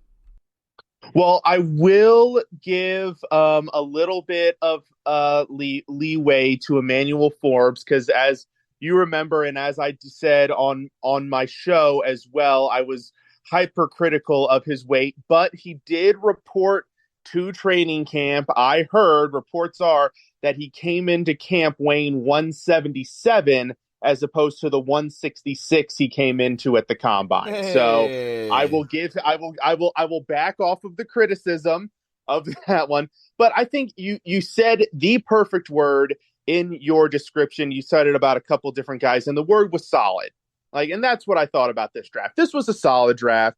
No, their value wasn't otherworldly. They didn't get a first round guy in the third round. They didn't get a third round guy in the seventh round. They got solid players. They addressed most of their positions of need. The only position that I would have liked to have seen them try to grab a guy that they didn't was linebacker. So I thought that was a little bit of an oversight. But other than that, it was solid. The only thing, and I keep coming back to this, is that if you had told me before the draft that the Commanders would have had the opportunity to take cornerback Christian Gonzalez in the first round, who I loved, guard Osiris Torrance in the second round, who I also loved, do a small trade up for Darnell Washington out of Georgia in the third, and then get Noah Sewell in the fourth, and they would do none of that, I would have lost my mind. But as you noted, and this is my, reactionary process to the draft, you give them a couple of years before you pass out judgment. So while I can be irritated that the team didn't follow that exact route, which, by the way, I wouldn't have cared who they took in the seventh round. If they had done that, they could have taken, what are some of the Key and Peele football names they come up with? They could have taken Hingle McCringleberry in the seventh round, and I would have been totally okay with it. But again, we reserve judgment. I do like that they went heavy on the offensive line and heavy in the secondary. Those are two areas that needed some more young talent. So we will reserve final judgment for at least 2 years. At least 2. I'm sorry. That was the best. Oh, man. He said Hingle McCringleberry. Which is, that would have been just fine. Yeah, yep, I'm totally with you. At this point, as a Raider fan, Mike, I want us to take Hingle McCringleberry. So help us, please, somebody, please. Somebody help us. Please. My gosh. Yeah, we'll take any of those characters, man. We'll take Fudge. Yeah, we'll take somebody from that Key and Peele skit because ain't nobody helping us over there in Vegas. But anyway, continuing on. All right, well, it was, let's see what these Commanders do. It's a strong start last year. I love it. Last year was a very good start to getting this team back to where it needs to be because, damn, once again, if you go 8-8 in one, I can't forget the one, but if that's your record in your fourth place, That's still pretty damn good because, it just means that, the division is pretty strong, but you guys are not far away from being right there as well. So taking a look at this season, Mike, we have here, looks like, who do you guys have? Looks like the AFC. No, I don't see that. Oh, great. Is that the AFC West? No, I don't see the AFC West either. I see the AFC East. I see the AFC East. Of course, the NFC East, the guys you love to hate. And, if I'm not mistaken, I see the Niners, the Seahawks, yes. We do see the AFC West. Oh, sorry, the NFC West. So it's the NFC West, the AFC East, and of course, you guys are taking on your very own division in the NFC. So, looking at the schedule right now, and I'm happy that, years ago we got rid of the whole, guess the record and everything like that, but it's really turned into, what are your expectations? You see the record, you see the schedule this year, there's a lot going on. The Cardinals, what do they, is this the year? Is finally the year where they look more like a football team? How is that going to look? Kyler Murray, is he going to be healthy? The Broncos, hey, it's the new Sean Payton regime. You got Russell Wilson. Are they opening, are they going to right the ship over there? The Buffalo Bills, well, they're my Super Bowl pick right now. This team is very, very good. Back to back, because my Super Bowl at the moment, Buffalo and Philly, well, you got them in weeks 3 and 4. Hey, that sounds like fun. So, I'm just saying, man, it's crazy. You got a pretty strong season. That NFC East is very tough. Looking at this entire schedule, what are your realist expectations for your Commanders this year? What do you think you guys are capable of doing? Well, here's the problem. Here's the problem with this Commanders team is that our success is going to rely heavily on second-year quarterback Sam Howell. It's him and Jacoby Brissett in the quarterback room. There's basically nobody else. There's a couple of camp arms, a couple of guys who, have been around the league, et cetera, yada, yada. But it comes down to those two. And when you're dealing with, you've got Brissett, who's been around the league. He's won in a couple of different places, but not like, led a massive playoff team or led a playoff run and things like that. And then your other guy is a second-year player who has played one full game. Admittedly, yes, it was a win, but one full game under his belt, which, by the way, is only one more game than you and I have played in the NFL, Larry. Hey, yeah, there you go. It can be difficult to predict. I definitely think if you look across the league and look at how different teams are constructed, the Commanders are a little bit more of a wild card than other teams because they've got weapons on offense. Terry McLaurin, beast of a receiver, best receiver we've had since Santana Moss. A really good running game, a healthy tight end finally in Logan Thomas. Hopefully a better offensive line with the moves they've made, and a really solid defense. So I think there's a foundation that can help a quarterback succeed, but ultimately it comes down to the quarterback. And so I think this is a team that could do very poorly, and this is a team that could contend and surprise some people. And to be honest, there might not be anything in between. That's kind of scary, Mike. Isn't it though? I love how you're like, no, it's going to be horrible or great. That's it. They could win 9 games and sneak into the playoffs. They could win 4 and Ron Rivera could be fired. No, that's only the Raiders. Stop it. No, It is not, sir. It is not only the Raiders. Because here's the difference. The Raiders can only be bad this year, Larry. Oh yeah, you're right. You're correct. You are correct. Survey says he's kidding. Yeah, you are totally correct. Yes, you are correct. So, Mike, we talked all about the Commanders. You gave me expectations for the season. Now, there's 3 other teams in here that, once again, you love to hate. The Cowboys, the Eagles, and the good old Giants, who Saquon Barkley isn't showing up for training camp. But that's its own thing, and if you want to hear more about that, shameless plug. If you want to hear more about that, go check out Mike Pat's awesome blog. Man, this dude can blog. I'm telling you, man. And I'm happy now that, I'm starting to really, really at least get a little bit more time, somewhat more time, to post things. You're going to see this today on our story, on the Instagram story. But really cool article. It is on IE Sports Radio blog. .wordpress.com, or you can head on over to the IE Sports Radio website itself and go over to the blog. Yeah, Mike is the man, and he gets these blogs up and running, and I love what he has going on here. The franchise tag conundrum for NFL running backs. I posted a few days ago back on, I believe, what day was this? Back on, my goodness, if I could find the date here. Well, it was a few days ago. All right. I think it was on Tuesday if I'm to plug in really quick. Okay, well, you're going to hear all about that because trust me, this is a great read here, so go check it out. But, yeah, the Giants, okay, are they going to be good? Are they? What are they doing this year? The Cowboys. Are they going to do it again? Are they going to be that team that looks like getting all the fans' hopes up and then falling apart? And then the Eagles,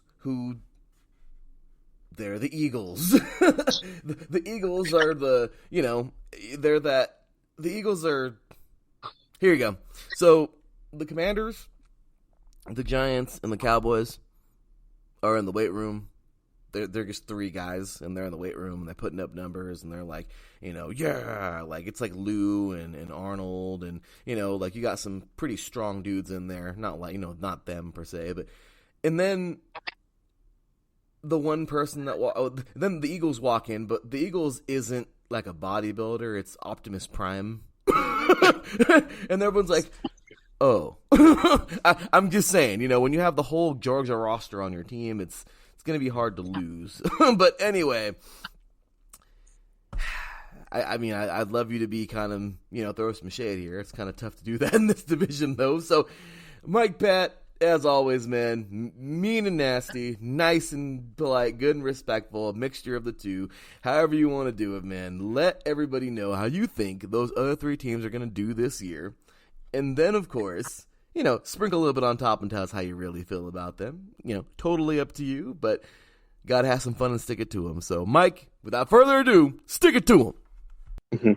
Well, let me start with the Eagles, and I'm just going to say I'm not going to say anything bad about the Eagles because from the reports of training camp with how Jalen Carter, the rookie out of Georgia, has been destroying opposing offensive linemen, I do not want to make them angry. No. Because if they get angry, they will destroy our offensive line and our quarterback. So I'm just going to respectfully refrain from saying anything negative about the Eagles and tell them good luck this season. I like your colors. Good color. The green is solid. Yes. So we'll put the Eagles to the side because, like you said, I'm not trying to fight Optimus Prime. No. Now the other two have got a little bit more leeway here. So the Giants. Let me just put it this way, Larry. I am not going to say I am upset that there is a divisional rival paying $40 million a year to Daniel Jones.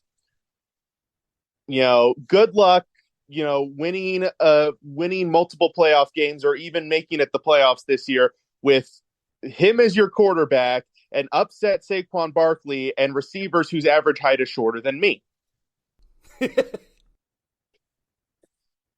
And I'm not going to say the Giants have some talent on the team. I'll give credit there, but I don't know. It just doesn't feel like it feels like, yes, they paid Daniel Jones. They didn't pay Saquon Barkley. They did, but they only gave him like a 1-year deal. So somebody explain that to me, when one is clearly much more important to your office and to your offense than the other. And the defense, yeah, they got my boy Deonte Banks from Maryland in the draft, so I'll give them credit there. But nobody on that defense really scares me other than, maybe a couple of their defensive linemen. So I feel confident in if there's one team that the Commanders can beat this year, that they can outdo to at least finish third in the division, it's the Giants. So that's the Giants. And as for the Cowboys, yeah, great. You guys are great in the regular season. Whoa, good luck getting to the playoff. Have fun getting to the playoffs and losing again. I mean, I don't know. Do you think Dak Prescott is a Super Bowl winning quarterback? I don't. I've seen him blow a couple of big games. So, yes, you've got some great playmakers. Micah Parsons is scary on defense. But by the way, fun fact, Terry McLaurin, Commanders wide receiver, usually plays a pretty good game against Trayvon Diggs, the Cowboys' top corner. So, I'm not saying they're going to be bad. They're going to be good this year, but I'm not looking at them and going, okay, that's 2 losses. Beat the applause button. That was funny. I'm sorry. That was funny. I had to mute myself. I was over here cracking up. I didn't want to sound like an idiot on the podcast over here laughing over everything you said. But oh my gosh, that was pretty funny, Mike. Dude, good old Cowboys, man. I'm happy because we're gonna have Drewski on today, coming on up right after you, as a matter of fact. So I can't wait to hear what he's got to say, of course, about about his Cowboys this year. There's reason to believe the Cowboys can just they can get very far, but then there's sometimes you look at this team and you're like, I mean, can they really? It's tough, man. It really, really is. And yeah, the Giants, boy, they got more problems than a math book, man. They got a lot of issues. So yeah, man. So regardless, good stuff there. Mike Pat, man, as always, brother, it is so great having you here on the show, man. Please let everyone know where they can find you on all social media, where they can find the blog course. I already plugged it, but please plug it again, and where they can find your show. Last night's show was awesome, as always, man. I'm loving I'm telling you, the white wines, the red wines. I love how you said at the very end last night, too. You said, well, we got another wine coming up, and we already did whites and reds, so it's kind of a given if you know wines. But Mike, every show, man, I love it. You always do an amazing job. Please let everybody know, of course, where they can find your show as well, time, date, all that good stuff, man. Go ahead and give all those plugs. Well, you can find me on Twitter at letswine_IESR. It is very heavily baseball right now. Fair warning. You can also find me on Instagram and TikTok at letswineiesr. And on you can find the blog, iesportsradioblog.wordpress.com. There's a new post from this week. There will be a new post by the end of the weekend. Actually, there might be 3 or 4 coming down the pipe very quickly. So definitely check that out. And you can listen to me on Spreaker on Fridays at 9 p.m. Eastern, 6 p.m. Pacific. Let's Whine about DMV sports. We talk everything DMV sports, from baseball, basketball, hockey, football, women's basketball, soccer, the whole 9 yards. Awesome stuff, guys. Awesome show. And trust me, Mike's reads are great. Like freaking super professional quality type stuff, man. We love it. He has a super talent for all that, and we're just glad we got him part of the team. So Mike, Pat, once again, thanks again, man, for being here today, talking about your Commanders, and well, let's see what they do this year, man. So thanks again for stopping by. We appreciate you. Have you a wonderful rest of your day, brother, and we'll have you back on the show very soon this year. Sounds good, Larry. You too, man. Have a great day. Thanks a lot, brother. Take care. Alrighty, you guys, that's gonna do it for Mike Pat. One more time, get the applause, man. Great dude right there. So happy we can have him on the show today. And well, there you have it. The Giants and Commanders are all finished. And next, we're heading on south to take on the Dallas. Well, to take on. Kind of. Just kidding. Now, we'll be talking all about the Dallas Cowboys. You are listening to 3 and Out, 8 divisions in 8 days. Day number 2 for the NFC week. Day number 6 overall. Halfway through NFC East day. Right here with me, your boy Larry B. Right here on iSports Radio, direct feed for all. That is sports. Coming up next after this, we're talking Cowboys with our boy Drewski. Stay tuned.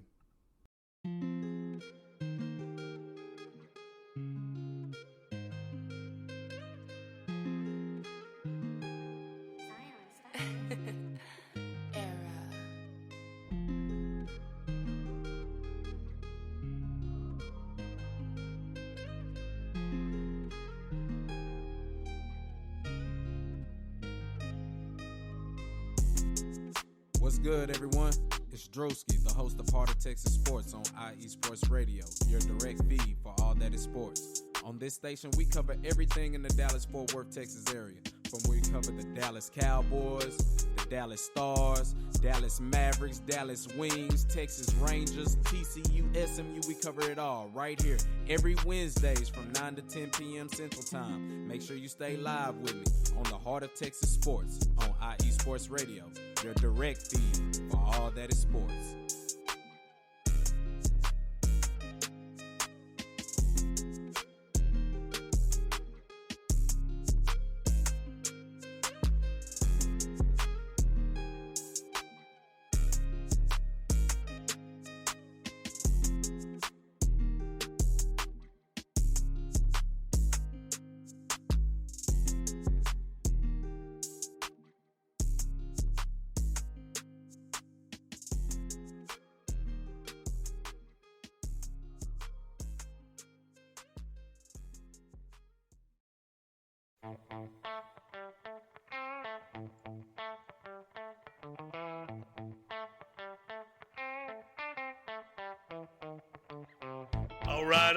All right. Welcome to AZ Sports Daily. I'm your host, Kiernan Daly, bringing the heat to Arizona sports. There's no discrimination here. We're going to talk about every sports team, professional and college. The show is all about you, the listener. I'm here to entertain you. Are you not entertained? Is this not why you are here? It's going to be fun, high energy. You may not agree with what I say. That's okay. Let me hear you. Let's talk about it. Join me every Wednesday, 8 p.m. Pacific Standard Time, right here on AZ Sports Daily. That's AZ Sports, D-A-L-E-Y, and at IE Sports Radio, your direct feed for all that is sports. Welcome back, football fans. Here we are, smack dab in the middle of day number 6 of 3 and out, 8 divisions in 8 days. NFC East Day. We just finished off with the Giants and the Commanders. Now we're heading down south to the DFW, y'all. Dallas-Fort Worth area. And we're getting ready to talk about them Dallas Cowboys. Man, this has been such a great series, such a great show today. Hopefully you've all enjoyed it. This division, once the powerhouse of the NFL, I mean, you know, not to date myself, but I mean, I was a small child when this was a powerhouse. You know, it kind of fizzled a little bit. Now some cats want to joke around and call it the NFC East, but regardless, it's strong, and I think it's still strong, especially when you got that damn monster team we're going to be talking about in the next segment, wearing green. Regardless, though, this team right Bruce is giving me the thumbs down over here. This team right here, there's reason to believe if they can just get out of their own way, this team right here has so many, yeah, exactly. Bruce is agreeing with me over here. If they can get out of their own way, this team could be something special. So let's talk about them and see what we got going on. So, ladies and gentlemen, he is, and I am so proud when I say this, man. We've never had a Dallas show, and I've always wanted a Dallas show on this network, and we got one, and it's like better than I ever thought it would be. Ladies and gentlemen, the host of that show, the Heart of Texas Sports, or like what he likes to call it, the Hots, right here on Sports Radio. Ladies and gentlemen, welcoming, of course, the one, the only, and brand new addition to the IE Sports Radio family. Our boy, it's Drewski. What's going on, brother? How you doing, man? Man, it's all good. Lovely pleasure, man. Everything is good. You know, you given the opportunity. You a hard-working brother. You make us step our game up, man. No question. Appreciate you, man. It's been, oh my gosh, it's been a day. It's been a series. It's been fun. But hey, man, I'm glad we're here. We're talking about the sport we love, man. And your Cowboys, there's so much reason to believe that this team has it. It's just in the last segment, like I said, you know, with the Commanders with Mike, it's just this team. They're frustrating, man. It's either they're really good and they fall apart some way, or they're decent and they look really good and they seem to fall apart. I mean, some way. You know, so let's get into last season, Drewski. 13-6 overall. Y'all were 4-2 in the NFC East, and you still found a way to come in second. But that's because the Eagles, man, that's one strong team, man. So let's go ahead and recap last year. You start things off with a loss to Tampa Bay. Damn it. Okay, and it was a nasty loss, too. Y'all can get nothing but a field goal, and that defense didn't look like they can do much. But then what happens? Y'all explode, man. Y'all get not one, not two, not three, but 4 victories in a row over Cincinnati, the Giants, the Commanders, and the Rams. Okay, we're in business now. Let's see. Oh, no, we're not, because here come the Eagles. Well, actually, you guys go up to Philly. It was a tough loss. It was a battle. The Eagles found a way to get that victory. However, you would rebound.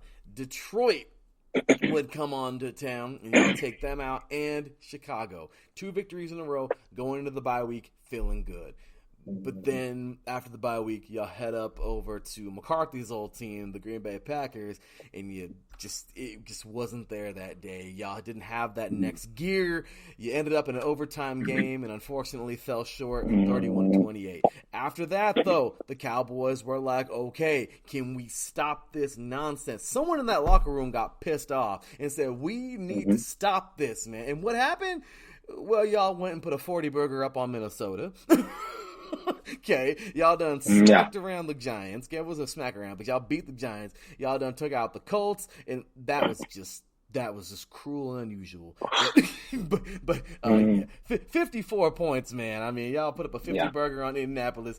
Y'all, and then just, the Houston Texans, in-state battle, I guess. The DFW, the more that I listen to your show, the more I'm realizing that the DFW Houston thing is real. Like, it's real. So even the Texans, man, they as horrible as they were, they fought you guys last year, but it was still, you guys got the victory. I don't know what happened here. I still am trying to figure. I'm over here doing calculations and using the quadratic equation to figure this out. I don't know, but y'all somehow lost to the Jaguars 40-34 in overtime. Then you end off with a victory over the team that went to the bowl, the Philadelphia Eagles. You defeated the Tennessee Titans. And then the head scratcher of them all, you got destroyed. And I get it, sitting players and everything, but y'all got smacked by the Commanders. Then you go into the playoffs. You finally beat Tom Brady. First time you guys defeat the Tampa Bay Buccaneers. But unfortunately, in the divisional round, you guys would fall short 19-12 to the Niners. That was a very tough game. Regardless, though, man, give us every raw emotion from last season. Man, no question. Last season was one of the greatest seasons that I could ever be a part of since I started doing my whole vlogging thing for all the DFW teams. So I went to a lot of those games last year where the Cowboys, they went 7-1. Basically, after the loss against Tampa, they didn't lose no more in AT&T Stadium. And I believe I witnessed a good 5-6 of those games going down there, and it was a lovely atmosphere. As you said, game 1 was a stinker because the offense didn't produce. They just came out sluggish, and not to mention Dak got hurt. He ended up getting his hand hurt, which took him out for a good 4 games. So that had a lot of us down here real down and out on the season. It just the first week of the season, we're already like, we're out of it. But, Cooper Rush and the offense, they were able to maintain good rhythm, and I believe they went 3 out of 4 to go ahead and, maintain everything for the Cowboys to keep them afloat while Dak came back.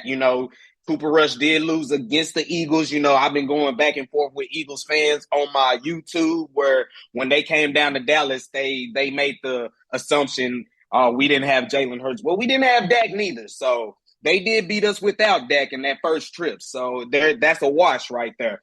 So as the season went on, that Colts game, that Sunday night was that was a lovely game where it was really tight going into the fourth quarter. And then all of a sudden it was turnovers, and just an explosion of points from the Cowboys where I think it was a 30-point fourth quarter they ended up putting up. So it was something lovely. The Cowboys defense was able to hold the offense up front for the first half of the season. And I just think after Dak got back, I just think they kind of ran out of gas a little bit down the stretch. But, you had the game with Jacksonville. That was a killer game. That game and the Green Bay game, those 2 games, they went into either one of those games. I believe they get the first seed in the NFC. If not both of those games, because they should have won both of those games. The game you had a 2-touchdown lead against Aaron Rodgers, who comes down here week 2 in this season, which I'm already got my ticket for, so I will be live in that one. That was a game that was hard to swallow. That's a game they shouldn't have lost. And then the game against Jacksonville, they played around with their food. Jacksonville, give them props because down the stretch, they actually played good football into the season. So that happened in one of those fluky interceptions that basically cost the game, coming out of a receiver's hand, going up into the air, return back for a touchdown. Was killer. It was a bummer. But Cowboys did eventually ended up bouncing back. And then the Washington game at the end, that was just a game. It looked like they were just ready to go ahead and get ready for the playoffs. So it looked like they just weren't prepared for anything like that. For the special team, really started the game off real bad. They got the punt block, and so that's why we call special teams special, because things that happen in that series on that side of the ball, it can change the whole game with whether we like it or not. I don't like the NFL trying to change it, but it's important. And then they go into the playoffs, and it was a lot of talk down here. Tom Brady, the boogeyman. Oh, he's undefeated against the Cowboys. He had to hear this all week, and I'm like, y'all, come on now. Look, that team that we played week 1 is actually better than the team we faced going into that wild card weekend.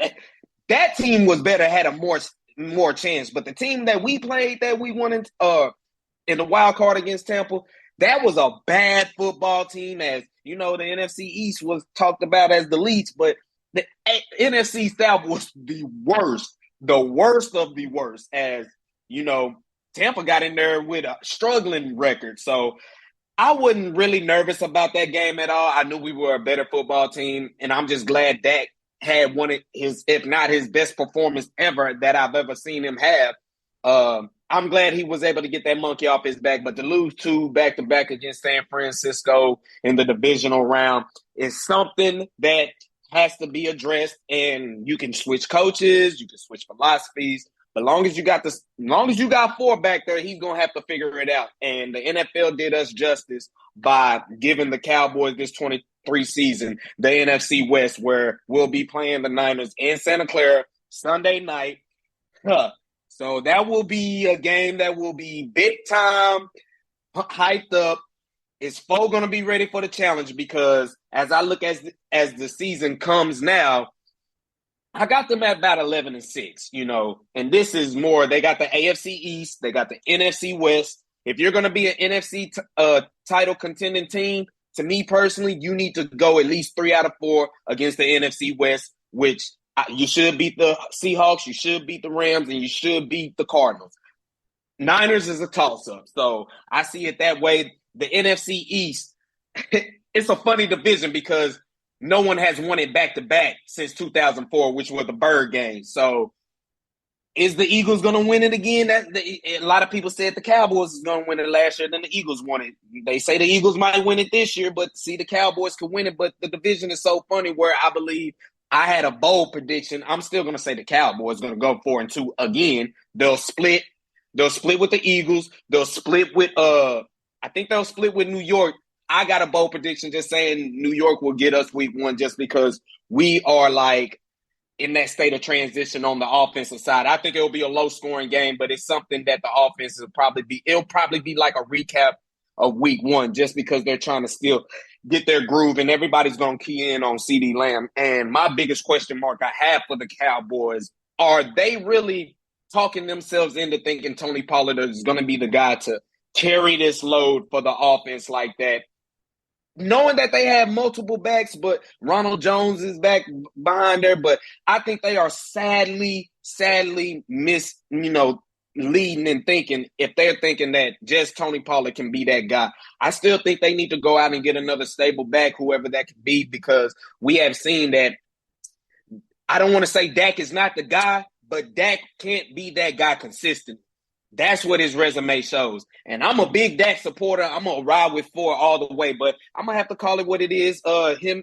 His career and Tony Romo's career are almost identical. The only difference between them is Dak has really controlled the NFC East, and Romo Moore, he made receivers that weren't name-hold receivers, big-time receivers. So that's about the difference between the two, but they flaming out in the playoffs every chance they get. So Dallas Cowboy fans down here are real hard on their quarterbacks. I don't care if it's Quincy Carter, Drew Henson. We don't care. We have the highest expectation of Cowboy quarterback play, and that's just what comes along down here. So last season going 12-5, I think was a great season. You get back-to-back double-digit win seasons that you haven't had since, I believe, the Super Bowl run. So that was a great feat in itself. On top of that, you won, I believe, 3 out of 4 games without your starting quarterback, and you get them double digits. That was a great season to actually have. All things being said, it just didn't end the right way. It ended in the divisional round with,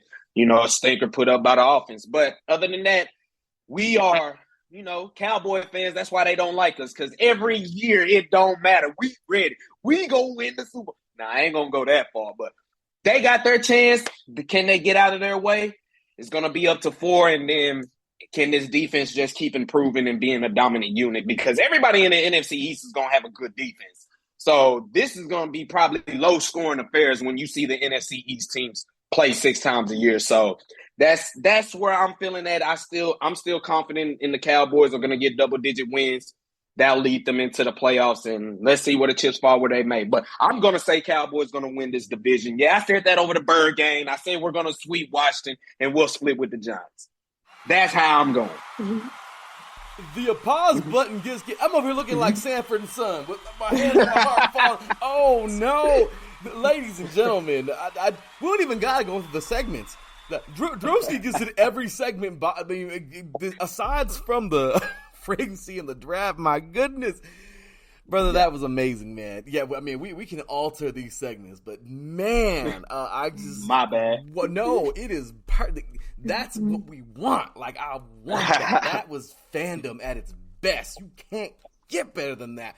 That was amazing. Yes, thank you so much, Ruski. Now, check it out, man. No problem. We're going to get into that free agency. We're going to talk about the draft a little bit, and then we're going to get into this season. You already gave us your expectations, so, a quick little recap of that, cool. And then at the end, well, you get to dog out the rest of the NFC East a little bit if you like. But but I will say, man, that was great, brother. Like I said, so the rest of these will be pretty short. But in free agency, man, this team, this past year, okay, there were some departures. There were some, Schultz. I thought that was pretty big. Dalton Schultz looked pretty good. He's on his way to the Texans. Okay, going to that side of the rivalry now.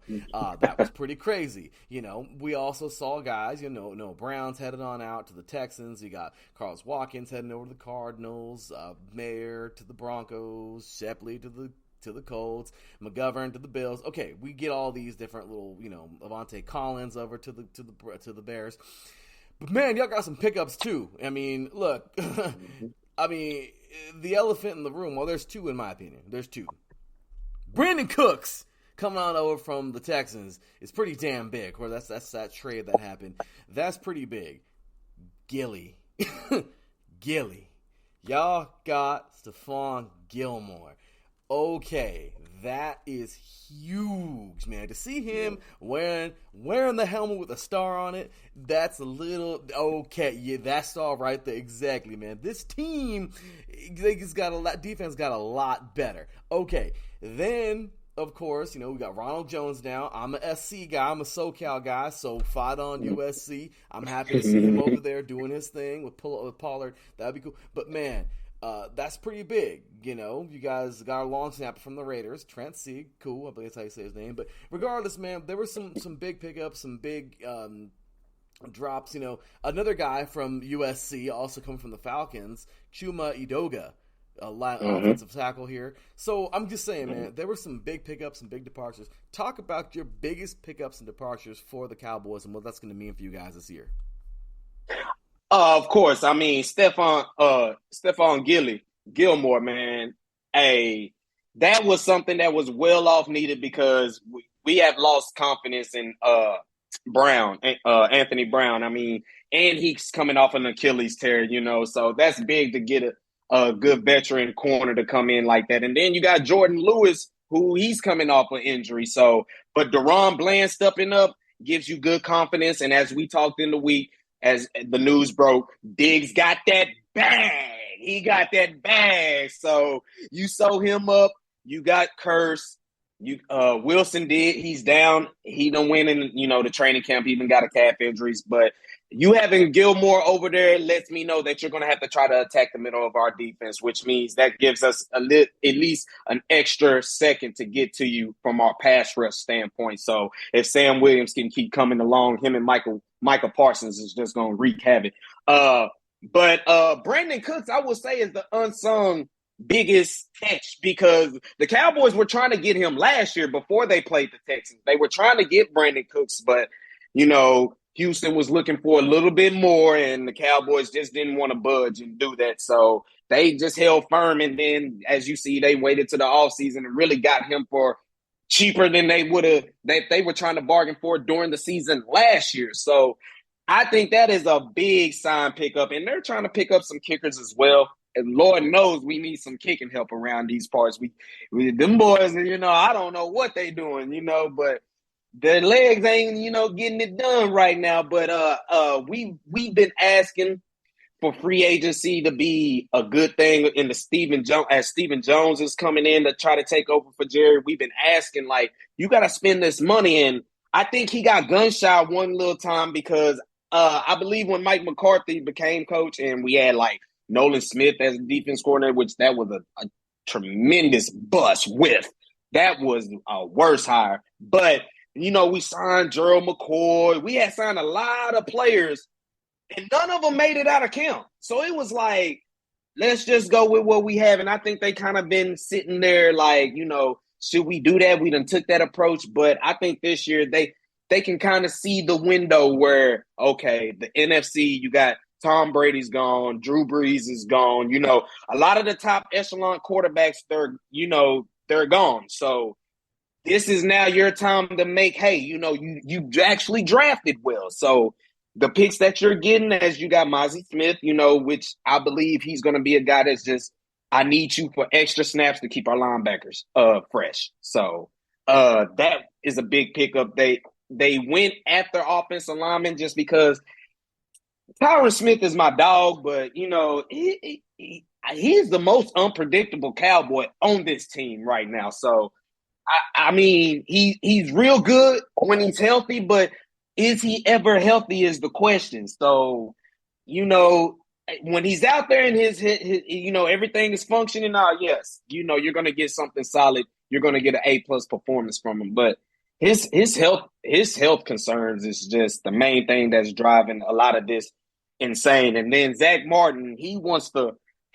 more money on his contract, but then he's then floated the idea of retirement out there. And I don't like that. That I don't like, especially coming from a group where you saw Frederick have to retire because of medical issues that he had. So that was a big loss. So I think what Stephen Jones is finally realizing, look, we don't have to break the bank necessarily. We don't have to break the bank. Let's just be smarter and let's actually go with guys that fit. The Cowboy, this star right here is going to give enough publicity. We don't have to add all the star type name. We just have to get the right fit. So I actually give kudos to Stephen Jones and Jerry in this organization, and Will McClay as well as drafting, as his drafting has been superb. That man rarely missed since he done took it over. So that's big key. The offseason, it's an offseason that Cowboy fans, I think all in agreement, we enjoyed. So that's what we're going to do. I like that, though. And, it's kind of funny talking about the injuries. What's his name? My bad.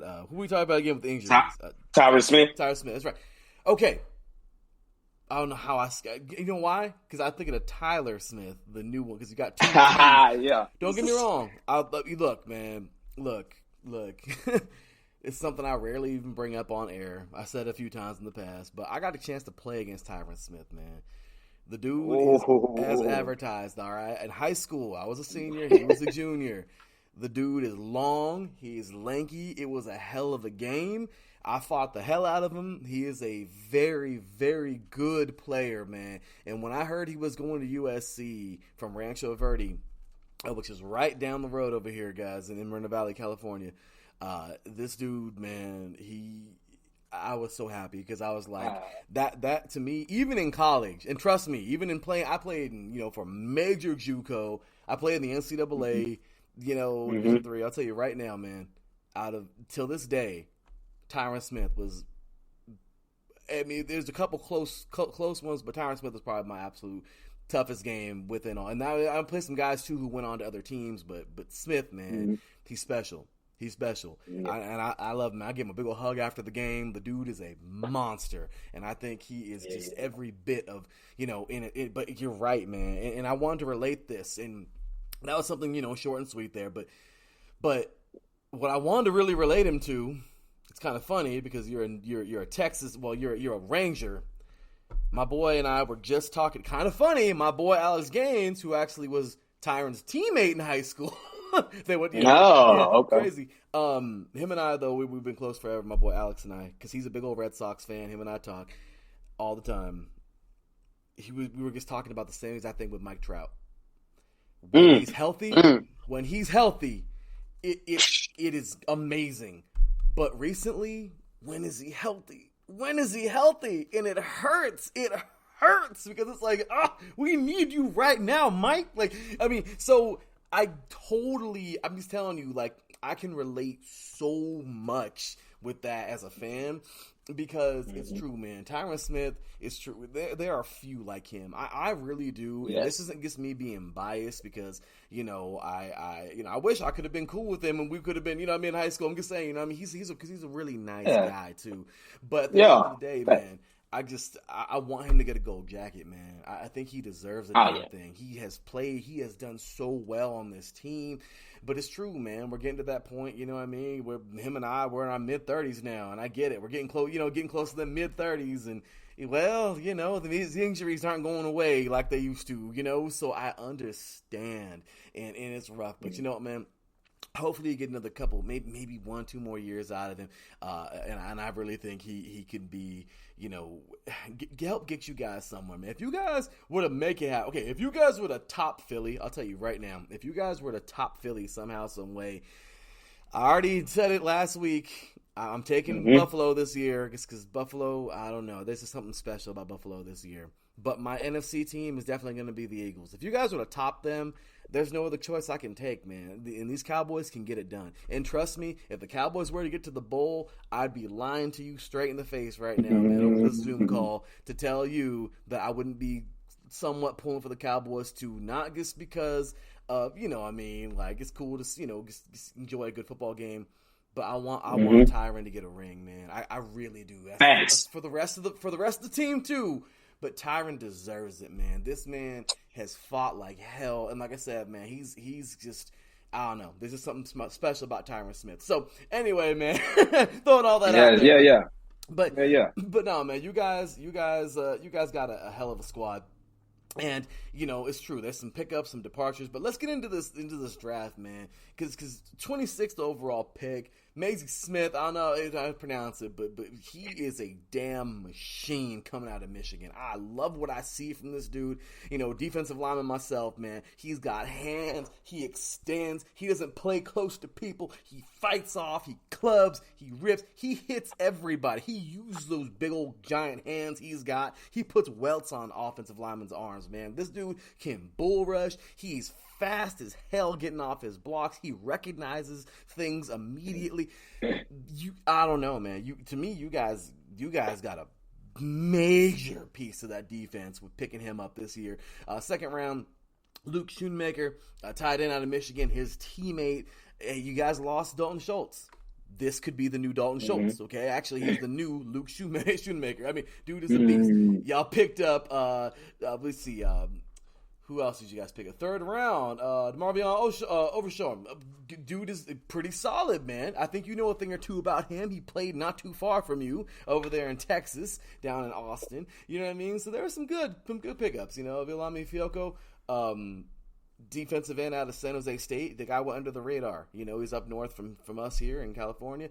Overall, man, there were some good pickups you guys made. Talk about, of course, you can talk about the later round guys if you'd like as well. Talk about the draft this year. How do you think the Cowboys did, and what do you expect the role for these guys to play this year?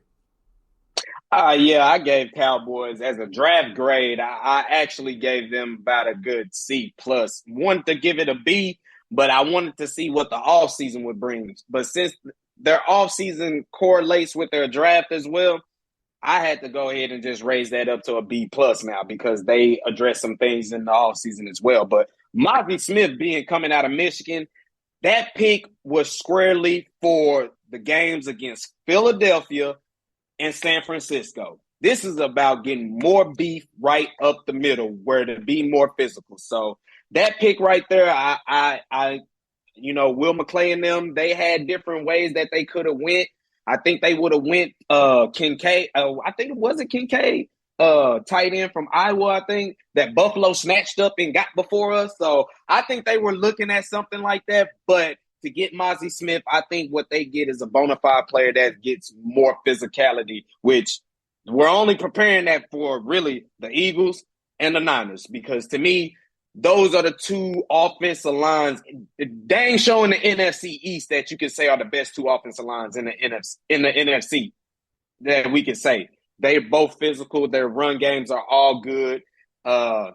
As you see, they were the last last two teams in the NFC to go to the Super Bowl. So that was a big pickup. Schooney, I don't know what they want to call him down here. On 105.3 The Fan down here, we still don't know what to call him down here. But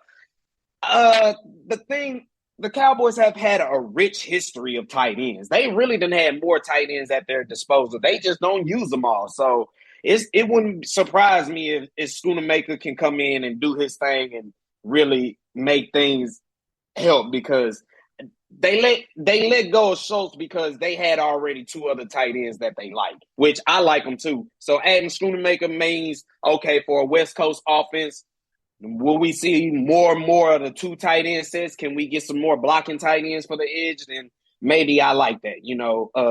That works. But then it can always work for special teams. So I think he'll be a good, at least for his rookie and, second year. He can at least be in big parts of the special teams. Same way with Overshown from Texas, linebacker. I like his versatility and everything. I think Dan Quinn would use him right when it becomes, the pass and the nickels, the dime situations. I think he'll use him right for that.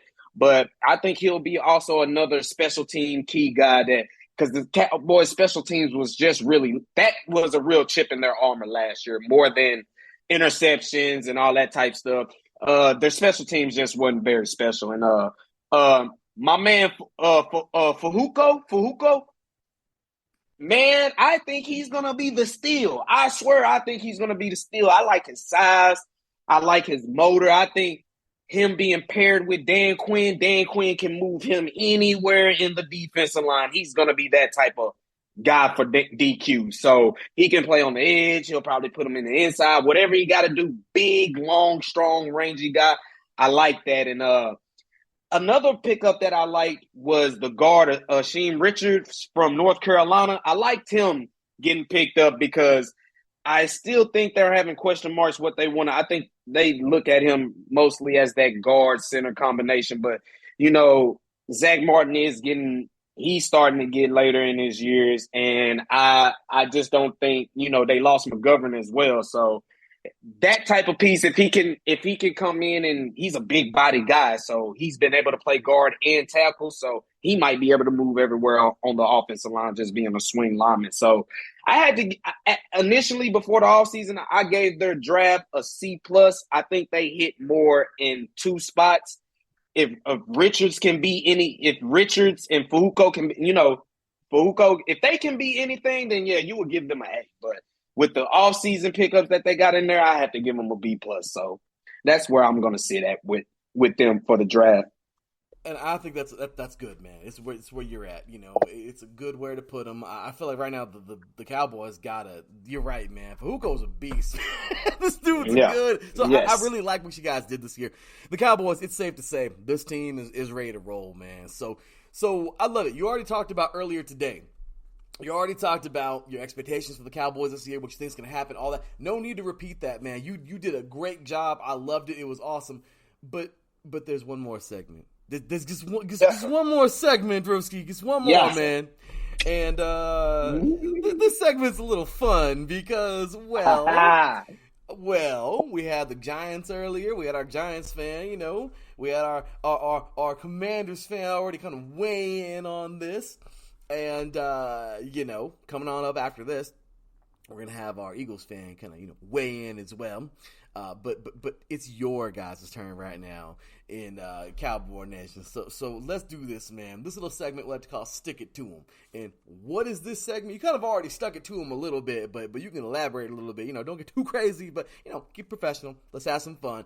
At the end of the day, man, there's 3 teams that you can't stand. They can't stand you right back. It is so much fun. You love it. It's rivalry. That's what it's all about. We enjoy it. And, well, here it comes, man. So you already told us how you think your Cowboys are going to do this year. You already told us how you think they're going to do, your expectations, all that great stuff.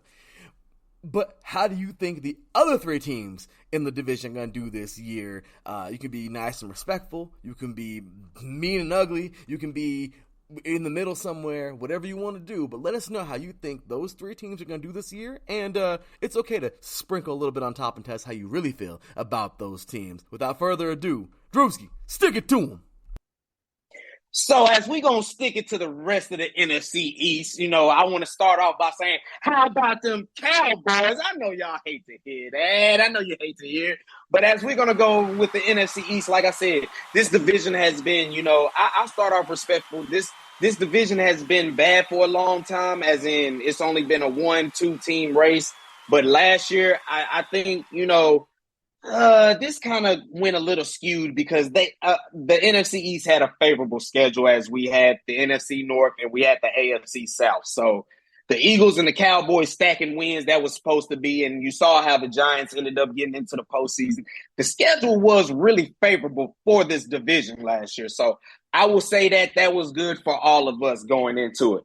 But outside of that, let's go ahead and kick into it. I mean, let's start with Washington. You know, I know Mike over there. You know, Mike, you know, he be talking, but I'm just keeping it real. You know, I'm 35 myself. You know what I'm saying? About to be 36 was Labor Day week when we kick off football season. So I was born to be a football fan. Period. But to say Washington, I'm sorry, but y'all got that one little win down at the end of the season. That's not gonna happen. Y'all will be the team to get whoop, whoop, whoop, swept this year by the Cowboys. So you're not getting 2.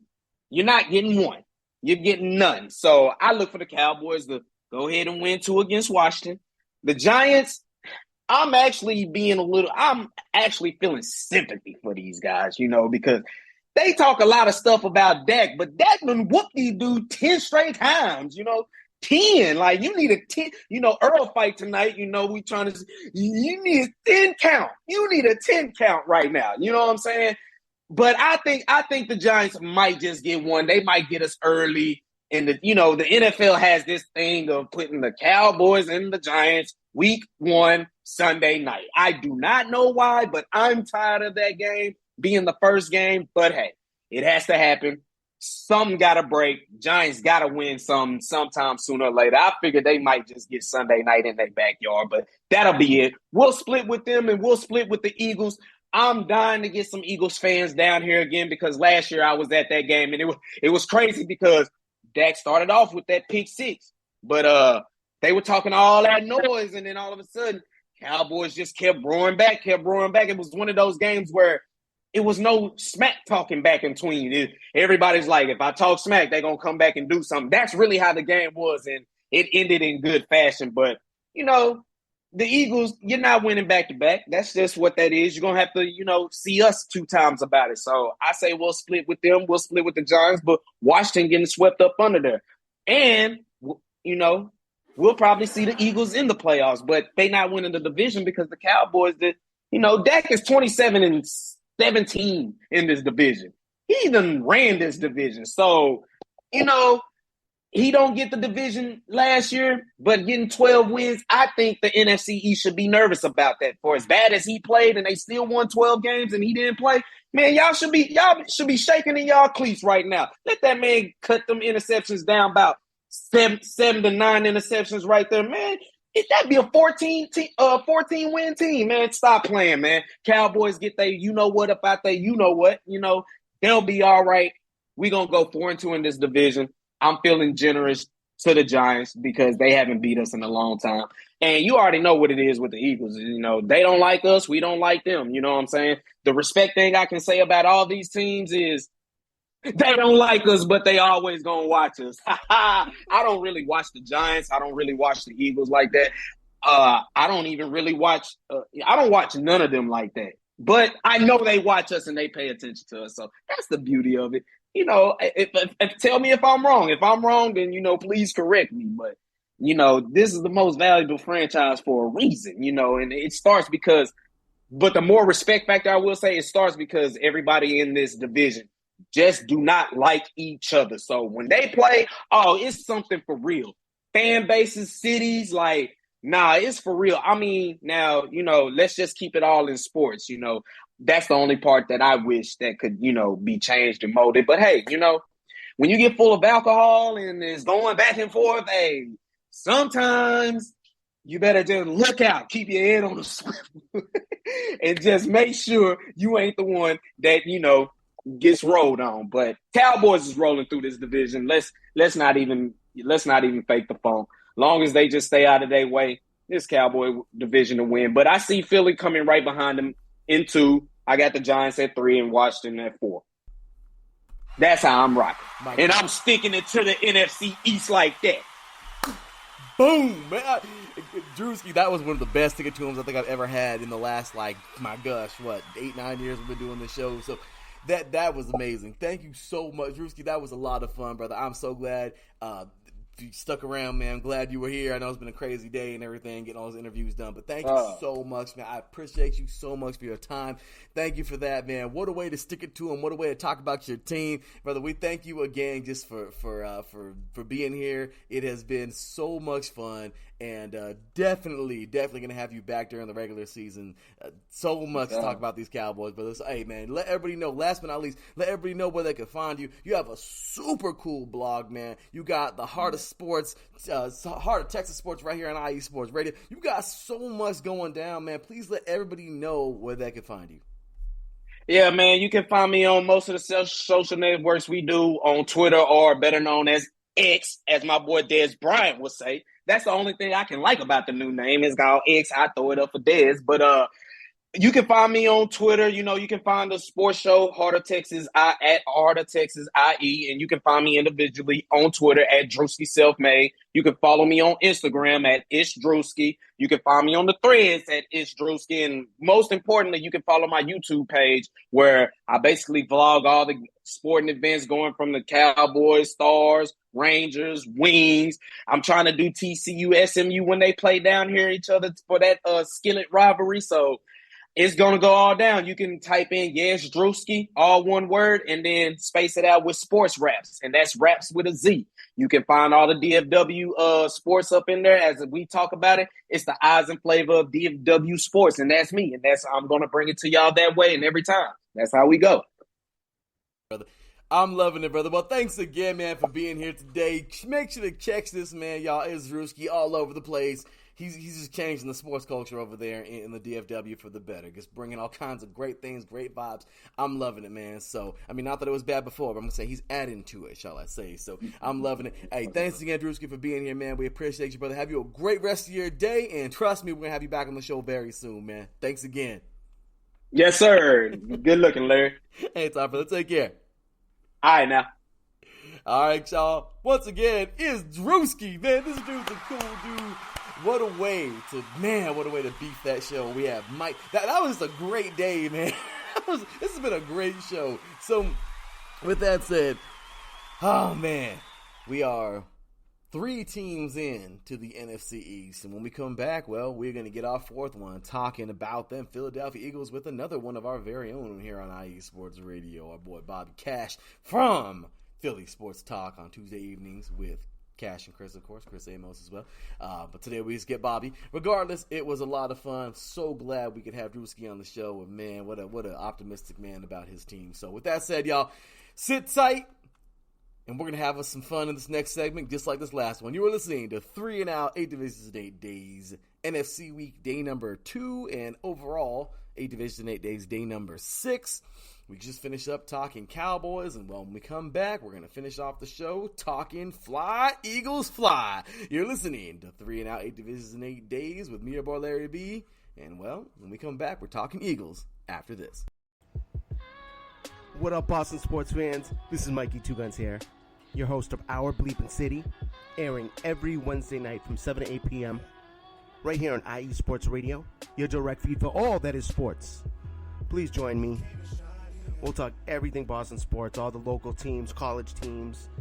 I'm even down to talk MMA, boxing, whatever you guys want.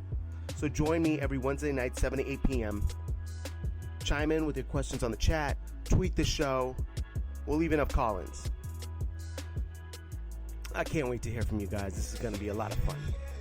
So once again, it's Our Bleepin' City. I am your host, Mikey Two Guns, every Wednesday night from 7 to 8 p.m. right here on IE Sports Radio, your direct feed for all that is sports. See you soon, people.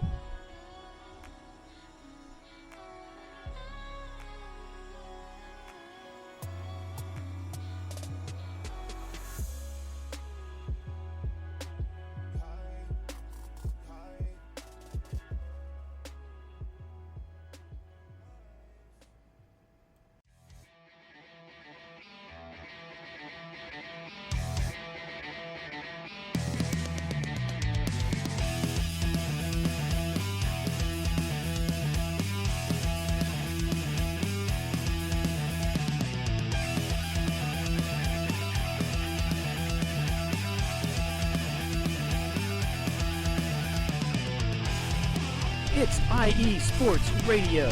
It is your direct feed for all that is sports.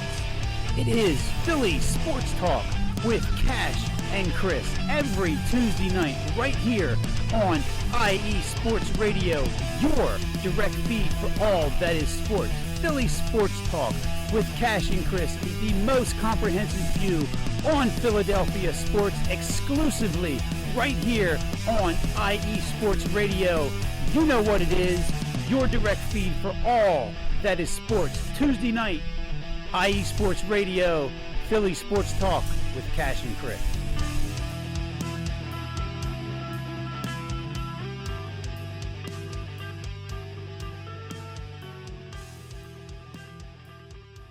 Welcome back, football fans. Well, here we are in the final team of the NFC East. We talked all about those Giants, the Commanders, just finished up with Drewski and the Cowboys, and while here we are getting ready to talk Fly, Eagles, Fly. This team last year, it was one of the most special Super Bowls I have ever seen. Two brothers going head to head, a first time there, and my goodness, what a mix of emotions it must have been for their mother. However, one had to win, one had to lose. Last week we talked to Bishop, of course, on Monday in the AFC West, talk about the Chiefs. That's one side, but tonight we're getting to the other side, of course, and this is the Philadelphia Eagles. What a special season last year. What can they look like? What are they going to do this year? I'll tell you right now, this team is stacked. And when I say stacked, there's nothing there's no needs. To me personally, this team looks like they have everything they need. They are going to be on a rampage. That's just my input because, well, point to a weakness. Go ahead. But if anybody can point to a weakness, it's these guys right here. And I'm glad to have them, not just one, but two. Both of them. You can catch them every Tuesday evening. Trust me when I say that. It takes a lot for them to miss. They were both on the road at one time and still managed to do the show. I can't help it. I can't say enough good things about them both. They are awesome, and I'll tell you, they love their Philly sports. Ladies and gentlemen, to help me talk about the Philadelphia Eagles here today, we welcome the hosts of our Philadelphia show here on IE Sports Radio, Tuesday evenings at 8 p.m. Eastern, Philly Sports Talk. Ladies and gentlemen, welcoming Cash and Chris. What's going on, you guys? Hi, Larry. What's going on? Thanks for having us. It is a pleasure, gentlemen. Always a pleasure. I'm just happy you're here because every time you're here, the show gets that much better, man. I love you guys' show. I love what you do on Philly Sports Talk and everything you guys get into. I mean, we just finished another. Well, actually, no. I'm sorry. This was the first Pocono race where I didn't almost fall asleep. So it was a good one for once. I'm sorry. It was. But yeah, usually I'm watching. It was the best race of the year. It was. It was. It was. It really was. I don't say that because I'm a Hamlin fan, but of course. it was a good one. I usually, and trust me, guys, I love my NASCAR through and through. We were just here in Fontana in its final race, which I hope that's still not the truth, but whatever. But anyway, I love NASCAR through and through, and usually when it's Pocono, I'm there. I'm struggling to stay awake sometimes, but I'm there. I'm watching the race. This race was nothing like that, so I'm really happy we had a good one at the Tricky Triangle, and well, it was good. So anyway, on with the Phillies, on with Philadelphia. But with that said, you guys, man, last season. So we're gonna run through it really, really, really fast. But it was, it was a season. You guys, man, ended at 16-4 overall, 5-2 in the NFC East. How's that happen? Well, we'll tell you right now. But it was a streak from day one. You barely beat the Lions in game number 1. Okay, well, at that point in time, okay, the Eagles suck. They barely beat the Lions. The Lions are terrible. And how do the Eagles barely win that? You know how we all make those predictions in week 1. Everything's the wheels are falling off of Philadelphia, whatever. Okay, well, whatever. We get into the next game, and then you guys blow the doors off of Minnesota, and then it just continues. You destroy the Commanders. You edge out the Jacksonville Jaguars. You did a good game versus the Cardinals. Beat them. Beat the Dallas Cowboys. Went into the bye week feeling good. I mean, guys, this is already 6-0 going into the bye week. Then you go take on you head to the other side of Pennsylvania where you take out the Pittsburgh Steelers. You defeat the Houston Texans, and then in the weirdest game possible, I mean, it was just apparent. Everyone has an off day, but you had an off day on Monday Night Football versus the Commanders. Crazy game here. You lose it 32-21, something the Eagles didn't do much of last year, losing. You went again on another terror, winning 1, 2, 3, 4, 5 games straight over the Colts, Packers, Titans, Giants, and the Chicago Bears. But then it hit some tough turf here, losing to the Cowboys on the road on Christmas Eve, and then you guys went home and lost to the Saints. Okay. No Jalen Hurts, though. That's right. No Jalen Hurts was out. That's right. So you guys lose 2. You finish out with a victory over the Giants, which the Giants were very surprising last year. Trust me, very surprised. But anyway, then you go on to the divisional round. Knock off. This time you absolutely destroy the Giants. Okay, well, that's what, you proved you should have done that in the first game, whatever, but destroyed them. Went on to take on the Niners. The Niners just... I mean, when you're pulling guys out of the stands to try to play quarterback, it's definitely not easy. Yeah. Regardless, though, I still feel that you guys had the team. You guys were my Super Bowl pick last year. I just didn't think anybody was going to beat you. I thought you were going to, with or without, they could have had, in my personal opinion, okay, and this is no diss to the Niners, they could have had their starter. Okay, they could have had anyone back there. Joe Montana. They could have had. They could have had Joe Montana. They weren't prime. They weren't right. Winning. The Eagles... And they're still crying about it. Their 49ers fans are still crying about it. They are. Well, they want revenge. We didn't have a quarterback. Yeah, because we knocked them out. That's why. You guys beat them senseless, man. But then, Super Bowl, it was a tough game. Long story short, you fell 38-35. It was a very tough game for you guys in Glendale, Arizona. Unfortunately... come up short in a very good football game, and there it is. So I'm going to go ahead and shut up. Both of you guys take the floor. Gentlemen, however you want to do it, trade off, together, it doesn't matter. Tell me every raw emotion last year as an Eagles fan. Wow. From the Super Bowl, or from the beginning to the Super Bowl, or just the Super Bowl? All season long. Okay. Well, like you said, they started out against the Lions, and it looked like a loss. I'm sitting in the room where I watched that game last year, and it was a tough game. But it turned out the Lions weren't that bad a team. They had a really good offense, and probably the second or third best offense in the NFC.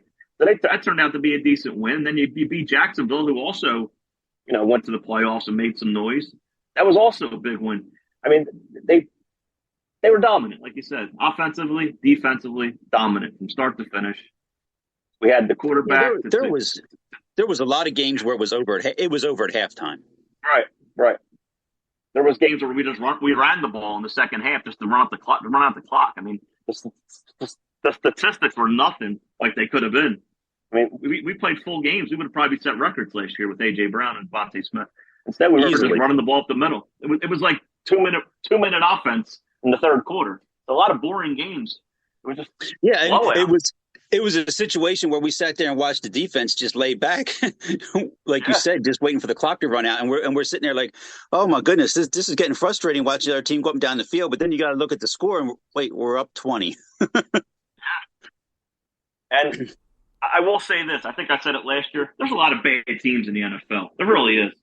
There's a lack of quarterbacks, especially in the NFC. I mean, it's pretty much you lost Aaron Rodgers now. That's another one that went to the AFC. I mean, it's getting worse and worse. I mean, it's like who's left? Dak Prescott and Jalen Hurts, Jared Goff, maybe an older Matthew Stafford. It's getting weak. So I mean, this is our time to shine. These next couple years, these next 5 years at the minimum have to be the Eagles' years. They have to be. We have to win one in these next couple of years. I agree, you guys. I mean, you look at how well you played last year, and oh my gosh, I mean, the Eagles have this team that, I mean, gosh dang, how do you fail when you have half of Georgia's roster on your team? I mean, I'm just saying. That's a new thing. I mean, that's something we're going to look forward to this year. Our draft was pretty much give us your defense. We took the national champions and we took the best defensive players, and we got Nolan Smith and Jalen Carter. So I mean, that's exciting. And you still have Nakobe Dean, who barely played last year, so we have him to look forward to. And it's just it's one player after another. We were able to keep our secondary, which was amazing. We thought there was a time when we thought we were going to lose both of them. Now they're both coming back. It's and Bradbury. Yeah, and Tyler Steen was not a bad pickup too out of Alabama, the offensive tackles. I mean, picks 1, 2, and 3 in the draft. Amazing. Yeah, those guys should be NFL ready. Yeah. And you want to talk the Super Bowl? The Super Bowl was a disappointment. Watching the game, the Jalen Hurts fumble that was returned for a touchdown, that took all the air out of me. After that, I was deflated. And the next couple of days after the game ended, you found out that they were basically playing on ice, that the field was so slippery, that the defensive line. And I'm wondering, why aren't we getting any pressure on Patrick Mahomes? And then you find out later, they couldn't get any traction. The field was a disgrace for a Super Bowl field. Did you hear about that out there, Larry? Was that publicized as much? Yeah, it was a big thing. Yeah. I mean, at the end of the day, I just figured, well, hey, it is what it is. Got to play. But then you look at the field, man, and it's true. The quality was absolutely terrible. It was hard for everybody. Even a lot of Chiefs, everybody was complaining, and it's true, man. It's hard to play. I played this game for, oh my gosh, the vast majority of my life, and when the field quality is bad, you guys, I mean, it's just you're not only playing the team you're playing, now you're playing the field too. You know who was in charge of the field, right? The Chiefs groundskeeper. That's cold blooded. It was. What do they call him? What do they call him, Chris? The sod father. Yeah, and apparently he's retired now. But yeah, it was his bon voyage. Yep. Yeah, the only thing I'll say on that is, as bad as it was, both teams had to play on it, and when I think of the Super Bowl, the only thing that pops up to me is the fact that the Eagles didn't get a stop in the second half, and that guy's now coaching Arizona. Yeah, good luck, Cardinals. Yeah, well, that's what I'm going to get into for this year when we talk about the new coaches. That's a big change for us. Oh, it is. And honestly, yeah, I mean, especially having a new offensive and defensive coordinator. Yeah. Yeah. So we brought in Sean Desai as our defensive coordinator. Don't know much about him, but our offensive coordinator Brian Johnson was our quarterbacks coach. which is a good thing because it kind of keeps the continuity with Jalen Hurts going forward. Because he had a different coach, I think, every year for like 6 straight seasons. Oh my so he'll still have the same. Yeah, he'll still have the same guy he worked with, and Brian Johnson, who he got along with. He liked him a lot, and it's going to be a good transition offensively on that side of the ball for the coaching staff at least. Oh, I can totally see that. The guys we lost, I don't wish them success, especially Dan in Arizona. The way he left here, he was talking to the Cardinals while he was at the Super Bowl, and then he lied and said he wasn't going anywhere. So I don't like him, especially that what he pulled there, and his coaching was terrible all season long. The players outshined his coaching. The talent overcame what his scheme was. And how about Steichen going to the Colts? Now Jonathan Taylor wants a trade, so that's tough walking into that. Yeah, I mean, perfect segue, guys. I mean, we're looking at free agency here, and we see, for instance, Jason Hargrave, he's headed over to the Niners. Okay, we got a loss there. However, Marcus Mariota's coming on over, it looks like. You guys have Penny Rashad, who's coming on, Rashad Penny, that was stupid, heading on over to the Eagles from the Seahawks. You guys would lose Andre Dillard going over to the Titans. I mean, Kazir White is heading over to the Cardinals. Nicholas Morrow coming over from the Bears to the Eagles. I mean, there's a lot of pickups, a lot of moving pieces here. I'm not going to get into all of them, but you guys definitely can. Please, I love this. Take the show away, gentlemen. Eagles talk all day long. Let's talk free agency, man. What do you guys think? Biggest departures and biggest pickups? Well, the biggest addition is who you didn't mention, DeAndre Swift. I think he's going to be their biggest piece coming from the Lions. It wasn't a free agent; it was a trade. But I mean, what an addition he's going to be, and they love him. I hear they love him so far in training camp. They love what they do, catch the ball out of the backfield. That's something they didn't have with Miles Sanders last year, and that's another wrinkle in the offense they're going to be able to have, is to be able to use that running back for those screen passes and those middle 5-yard pickups. It's going to be a nice addition. And Rashad Penny's a guy he's been good, but he hasn't stayed healthy. His problem is he can't stay on the field. So, we hope he can stay healthy. Other than that, we don't have that much depth. We still have Boston Scott, but it's not a deep backfield. So when I heard Saquon Barkley was talking about not going back, I was kind of hoping there was a little hope there for a minute that we could pick him up, but he decided to go back for the 1-year deal. Hey, Jonathan Taylor, I mentioned a minute ago. He look good here? That would be a nice pickup behind that offensive line. But yeah, that's the backfield, and the wide receivers and the tight end stayed the same. They're still looking at Devontae Smith, AJ Brown, and Dallas Goedert. Can't get much better than that. As they got some weapons. That's for sure, man. What do you think, Chris? Yeah, I don't have anything really to add to that other than the guys that they picked up. I mean, I think they're going to be an asset. What he said about the backfield, I don't know. I think with the way the line is, I think anybody is going to be able to fill in there. I think they'll find the right pieces at running back. I mean, obviously the main running back's Jalen Hurts anyway. So as long as he can stay healthy, the offense should look similar to what it did last year, if not better. So the defense should be better too, I think. I mean, I think with a new coordinator and with a couple additions, I think the defense should be better. Now, you asked before we started the show some negatives.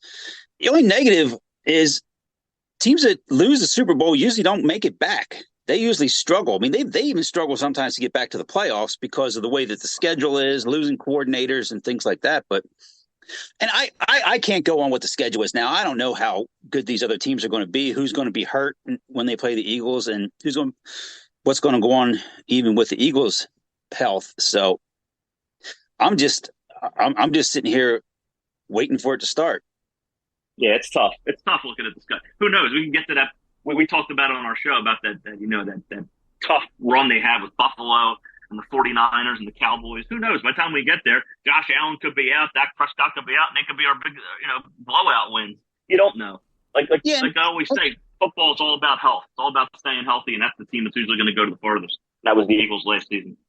I guess too, the schedule doesn't help them out with some of the trips they got to take to the West Coast and then come back or whatever. I don't know how much that plays into it. It's always talked about that it does. But as professional athletes, it really shouldn't. But yeah, I mean they're flying on first class planes and yeah, exactly. Yeah, it's a red eye the entire time. There's no layover, none of the thing. I mean, it's true. Jet lag is a real thing, but at the same exact time, I mean, I don't know. Some players it doesn't phase, some it does. It is what it is. But at the end of the day, man, the Eagles, and I love it, gentlemen. I love it. I mean, like I told you, take the show away. I'm so happy we got both of you here, and I'm loving the Eagles talk. That's what this is all about. And well, look at what they got. Look what they got right at the start when they got to play New England, and then they get that Thursday night game right away. So I mean, that's Minnesota. You get it out of the way, but it's just kind of weird that. To be seeing the Eagles playing the second Thursday night game. I mean, and what else is weird too is the Eagles only have, I think, 5 games during that are 1 o'clock starts. 1 o'clock. Yeah. That's what happens when you go to the Super Bowl. People want to show you. They want to showcase you. Well, Bobby, how about this? Dallas doesn't even have a 1 o'clock start game. They don't even have the whole season. The whole season. No way. That's because they play all their home games at 4 o'clock on Fox. They're always like the national game. Yep. Yeah, they are America's team, right? I mean, I mean, apparently, I always thought. I mean, it's kind of funny because don't get me wrong. I hate them, and not the Cowboys, my Raiders. But I always thought the Raiders were like the world's team because no matter what, there's people got Raider colors all over the place because I think they just like the colors. I guess I'm just gonna be real with you. There's Raider fans everywhere, but they just probably don't know what's going on with the field. That's on the team. That's all. But but with that said, man, no, gentlemen, let's keep it rolling, man. We talked a little bit about free agency, into the draft. I mean, I just wanted to, you already talked about it, but I just want to address a few things about the draft here. That I really liked. I mean, once again, Jalen Carter, everybody was, the Raiders, I don't know how, it's a Raider move. I'm sorry, it's just a Raider kind of move to not take the best player that is in any draft probably for the last 2 decades, but whatever, we don't want that. How dare us want to win? Stop it. So anyway, you guys pick up Jalen Carter, who was absolutely slaying, and that is a damn good offensive line in Philadelphia. So to hear the reports that Jalen Carter is actually like running through the offensive line over there right now in training camp, it just says so much. This guy is going to eat. He is going to destroy NFL quarterbacks, and I'm here for it. I love it. I'm a D lineman myself. I love it nasty in the trenches, and he is a gosh dang monster. So seeing him out there. Also, Nolan Smith. I mean, golly, man, another beast. Guess what? From Georgia. This guy is just going to be out of his mind the way he likes to play. I love what he's bringing. Even in the 3rd round, Tyler Steen, of course, guard out of Alabama. I mean, just an Alabama lineman. He's not going to do anything for you guys. I mean, I'm just saying it was hard. How do you get in the 4th round? How do you get a dude from Georgia? How? Kelly Ringo, corner out of Georgia. How did you do it? I mean, this team has so much. I mean, you only had 2 more picks left, 6th, 7th round. Tanner McKee, quarterback out of Stanford. I know a thing or two about him because I'm a Pac-12 guy. The Pac-12 that's completely falling apart, but we won't get into that. And then, of course, we have, let's see, who was it? Moro Ojomo, I believe. Defensive end out of Texas at some depth. But what I will say is it was a pretty damn good draft. You guys did really He's a good player, too. They said he was a value pick in the 7th round. They were talking about him being it. Yeah, that's what Howie Roseman does that he didn't do for years. Howie Roseman used to try to find the diamond in the rough guy that was out of a small school, and he tried to be the smartest guy around. Now what he does is he just picks the guys from Georgia and Alabama, and what it's doing. How do you not do that? How hard is it? How hard is it? I mean, but we're talking about the same guy who took J.J. Arcega-Whiteside and who took Jalen Reagor. Oh, well, right. Yeah, at least someone got in his ear. Yeah, and Justin Jefferson and DK Metcalf were there for both of those picks. Gentlemen, you hit it on the head. I mean, I don't know. All I know is you're absolutely right. It's a no-brainer. Hey, he's from Alabama. Take him. He's from Georgia. Take him. I don't even care what he's a kicker. I don't care. Not that hard. No. Look, when you had your draft show for the station, you asked me who I thought the Eagles were going to select, and I said Jalen Carter, but I said we'd trade up for him. We didn't even have to trade up for him. Didn't have to. He fell. I mean, it was unfortunate, his situation. He was in that car with his friend who was killed in the car accident. And But that's the reason that he fell. I mean, teams were afraid of his emotional state, and the Eagles took a chance on him. The Eagles are always taking chances on guys. When nobody would bring back Michael Vick, who brought him back? The Eagles did. I mean, it's kind of the way the Eagles organization is. It's a good organization. They feel they can help guys, and we never really have problems with players here. You'll never hear of our guys in trouble in the news or anything like that with the law or nothing. And you guys have some legends, man. I mean, when I was in high school, this is actually right in the middle of my high school, the last time you guys were in the bowl besides this, seeing, in 2005, I mean, my gosh, Jeremiah Trotter on that team, amazing athlete. You guys had Simmons, Brian Westbrook. Simonal, exactly, yeah, Brian Westbrook. You guys had, my gosh, how could I forget one of the, till this day, I can see it in my head if I close my eyes. I don't even gotta close my eyes. I can see it right now. The Brian Dawkins on Algie Crumpler hit. I mean, oh my gosh. I mean, Brian Dawkins was a scud missile, man. I mean, so it's true. You guys are known to have that awesome talent and harbor it. And, I love what you guys got over there. It's a great thing. So we're talking about that draft. And then let's get on into this season, you guys. I love it how you already kind of drifted over there as well. Okay, here we go. 2023/24 Eagle schedule. It looks like you guys have of course, the NFC East in there. You're the other three teams. It looks like, if I'm not mistaken, you guys have the NFC. Who you guys got this year? Is that the North I see in there? Actually, from the AFC? Yeah. The AFC, man? From the AFC, it's AFC East. AFC East. Okay, I see the Pats in there, the Jets. That's right. And then from the NFC, it looks like it's more West teams. West, yeah. I see the Rams, the Niners, the Cardinals. So it is the NFC West and the AFC East. A couple outlier teams are in there, but that's that. How are you guys feeling? I mean, what are your realistic expectations with this monster juggernaut of a team you guys got? Well, like I said, it's all about health. I mean, we stay healthy. We're going to be favored in probably almost every game, maybe except for the Buffalo game.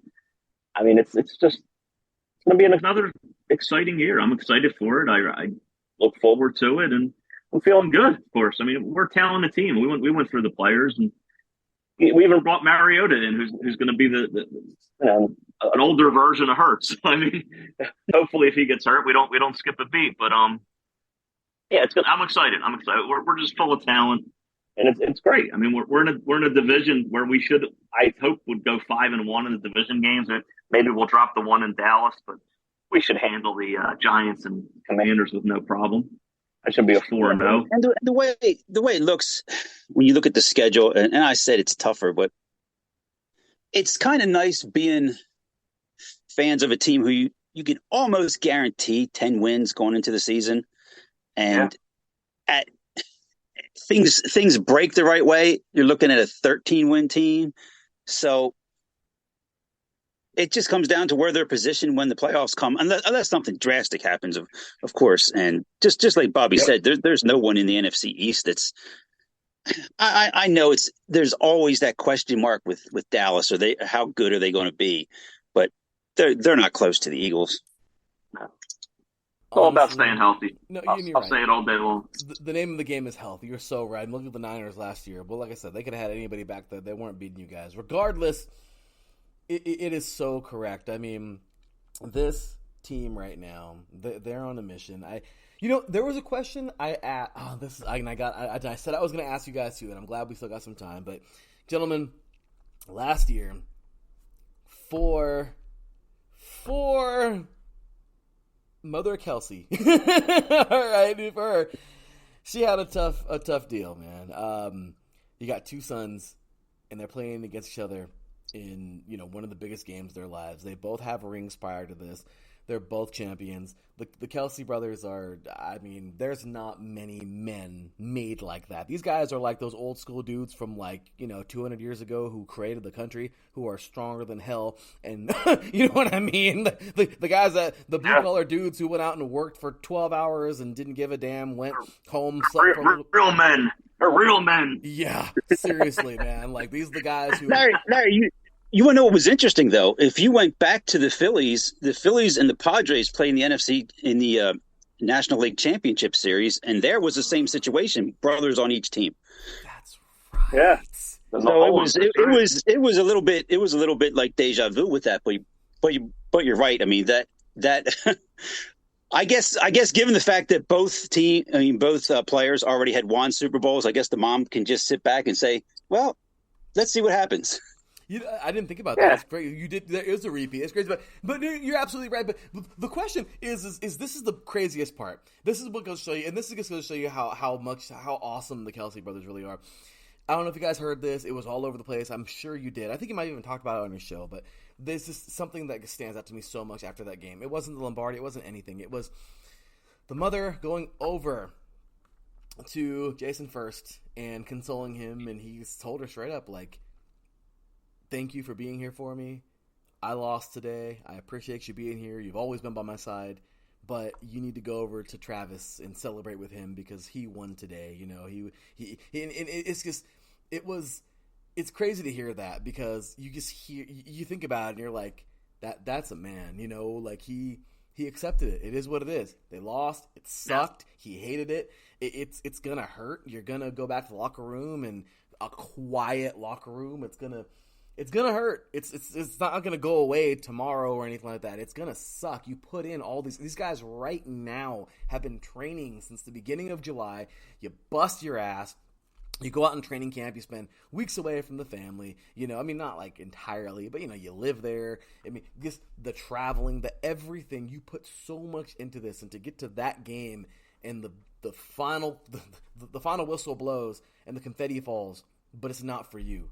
It's for the other team. I mean, it hurts losing, you know, that kind of game. I know it was hard, you know, even that for me, being on that. I've been on, you know, both sides and of big games, you know, championship games, not necessarily winning, but losing for sure. It sucks, you know, when you're there, and you know, never been in a situation for either. But I just know big games, it sucks when it hurts when you lose. But to see Jason just be like, you know, hey, you know what, it is what it is. You know, telling his mom, head on over to Travis. I mean, I don't know. I mean, what did you guys think about that? What did you think? I mean, hearing that story, what did you think? Well, I saw the shirt she wore yesterday. The shirt's in the Hall of Fame. No way. How about the half and half? The half and half shirt? Yep. That's crazy. That is awesome. Well, everything you just said, Larry, your whole soliloquy on Jason's mindset is exactly what went through his head. That's why he's coming back this year. He wasn't going to retire on that note, and he decided to come back this year for another year. He was going to retire, but he's coming back for another season just because he didn't want to go out like that. He couldn't do it, so he's going to come back and, you know, do everything in his will to win this Super Bowl for the Eagles. Yeah, and you know, the other thing, too, that hasn't been brought up about that Super Bowl was it was Andy Reid coaching the Chiefs. I mean, he couldn't get the Eagles a Super Bowl championship. He has got a few for Kansas City. Which is a great topic. I mean, I don't want to take you guys' whole afternoon, but I did want to ask that really quick. But obviously Donovan McNabb is not the same quarterback that he has now, so that's the difference. No, absolutely, absolutely. But I mean, I remember you guys. I mean, I still remember when Andy Reid was still with the Eagles and Kolb was starting. You know what I mean? Like I remember that. You know, and everyone was like, "Who's it going to be?" And he's like, "For right now, it's Kolb." Like, you know, like in the press conferences and like you guys, like I don't know. It's crazy to see that. I mean, how you? I guess there's no other way to feel, but like.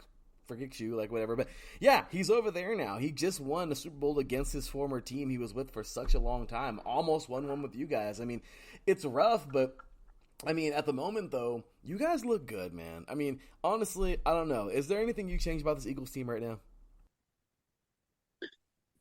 Maybe a star running back. That's about it. I mean, other than that, it's all set. It's deep, and I see no reason it's not going to be a repeat of last year's Super Bowl. I think it's going to be us back there again with the Chiefs. I don't see any other way around it. I think that's what it's going to be.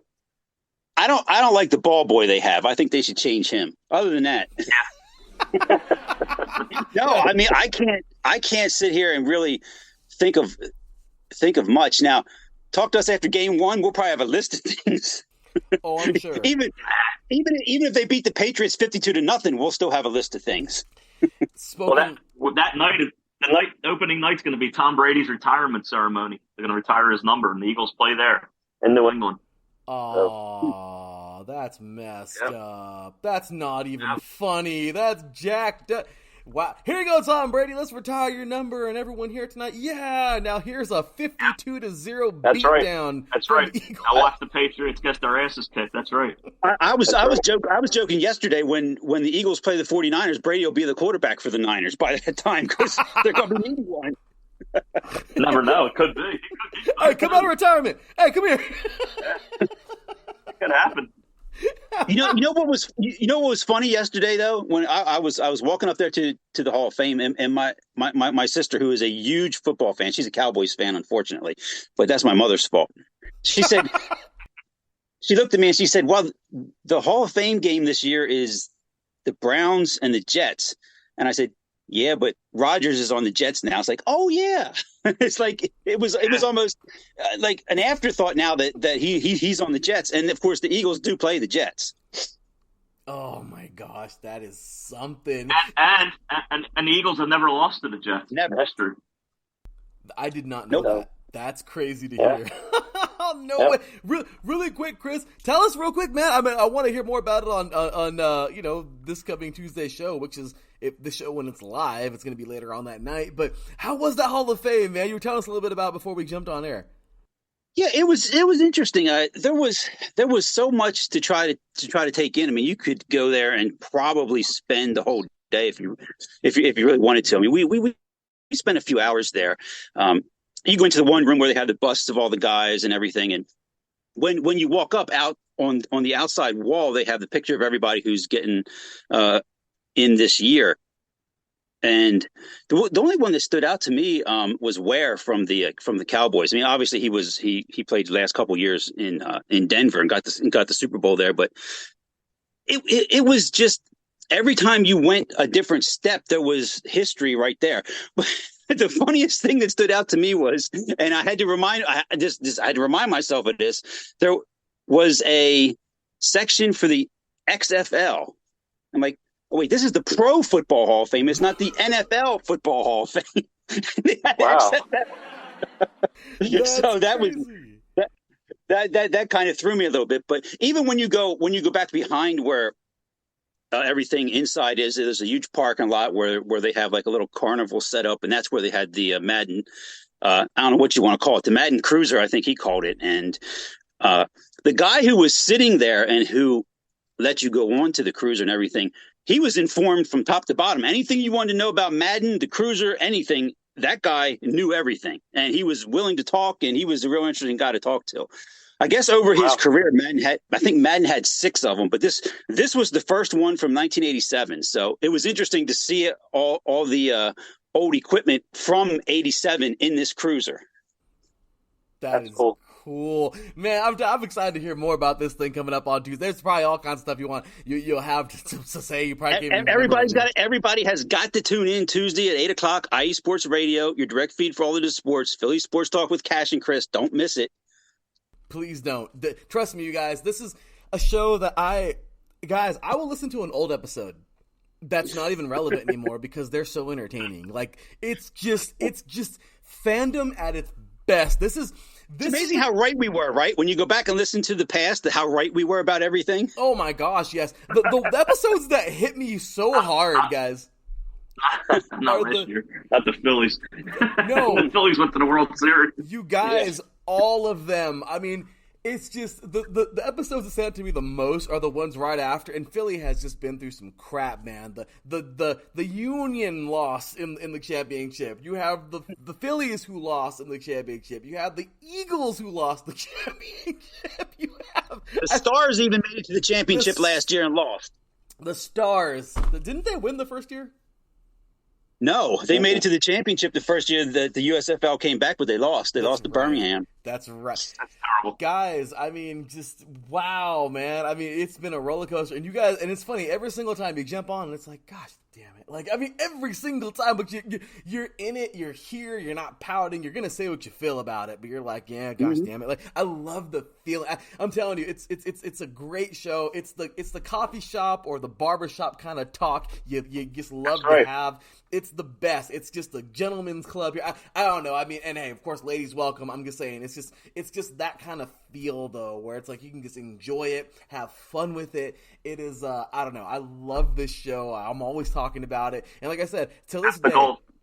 Oh yeah, Thank you. That's our goal, to make it like we're sitting in a barbershop talking. That's how I always wanted it to be. That's how Chris wanted it to be, and that's how it's come across. Well, I'm glad. What's a barbershop? Yeah, that's right, Chris. I forgot. but gentlemen, I thought also this too. This was like the barbershop feels too is great. But the one thing that sticks out to me, which is the funniest thing, oh my gosh, one of the funniest moments I think I ever heard on the show was when, because the Flyers, I mean, once again, ladies and gentlemen, they don't really talk Flyers. Yeah, they don't really talk Flyers. They talk the world-famous Flyers minute. And they decided this a long time ago, that the Flyers are so bad they only deserve a minute of their show. So it's pretty funny. It's pretty funny because one time within that minute, Chris was like, this team, there's so many injuries. Everyone gets hurt. He's like, the injury bug is so real in that arena. He's like, I don't even want to go watch a Flyers game because I feel like if I walk in, I'm going to get injured. I remember that. That's true. It's the Wells Drive Fargo Center. I will never forget that. And Bobby's over there cracking up just like that. And then Chris, it's funny because Chris wasn't laughing. He was being, he's like, no, I'm serious. He's like, I feel like if I walk into the Wells, what you just said, you're like, if I walk into that stadium, I'm going to somehow get injured and I'm going to be out of work. Like, I know, I had to be careful watching 21 Pilots in there. I thought that was so funny, man. Yeah, see, I'm glad you survived the 21 Pilots. Hopefully everyone did the show, hopefully I hope so. Hopefully no one walked out of there and was like, oh my gosh, my hamstring, I pulled it, I don't even know what I did, so yeah, oh man, that was hilarious. That was, once again, you guys make sure to check this show out, but we're not done yet. Real quick, gentlemen, this is where you get to have, we've been having fun this whole time, but have some fun, knock yourselves out. Like I said, it's a crap talking segment, it's all about it. Gentlemen, do what you do, please.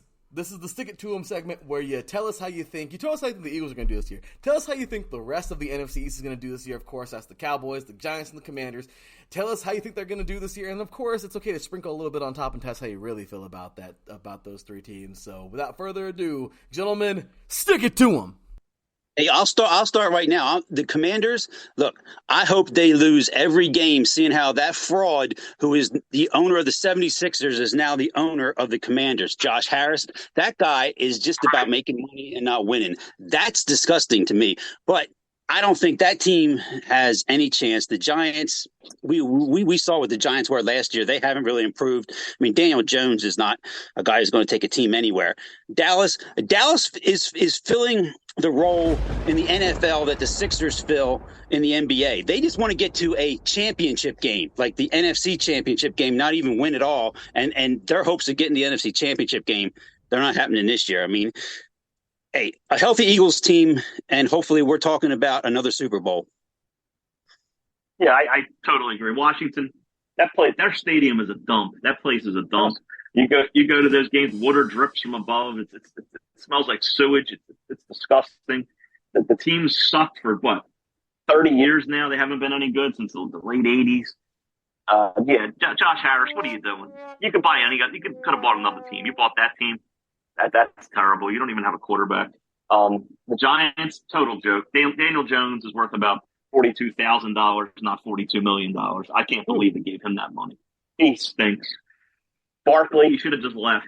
I don't believe he's going back for 1 year.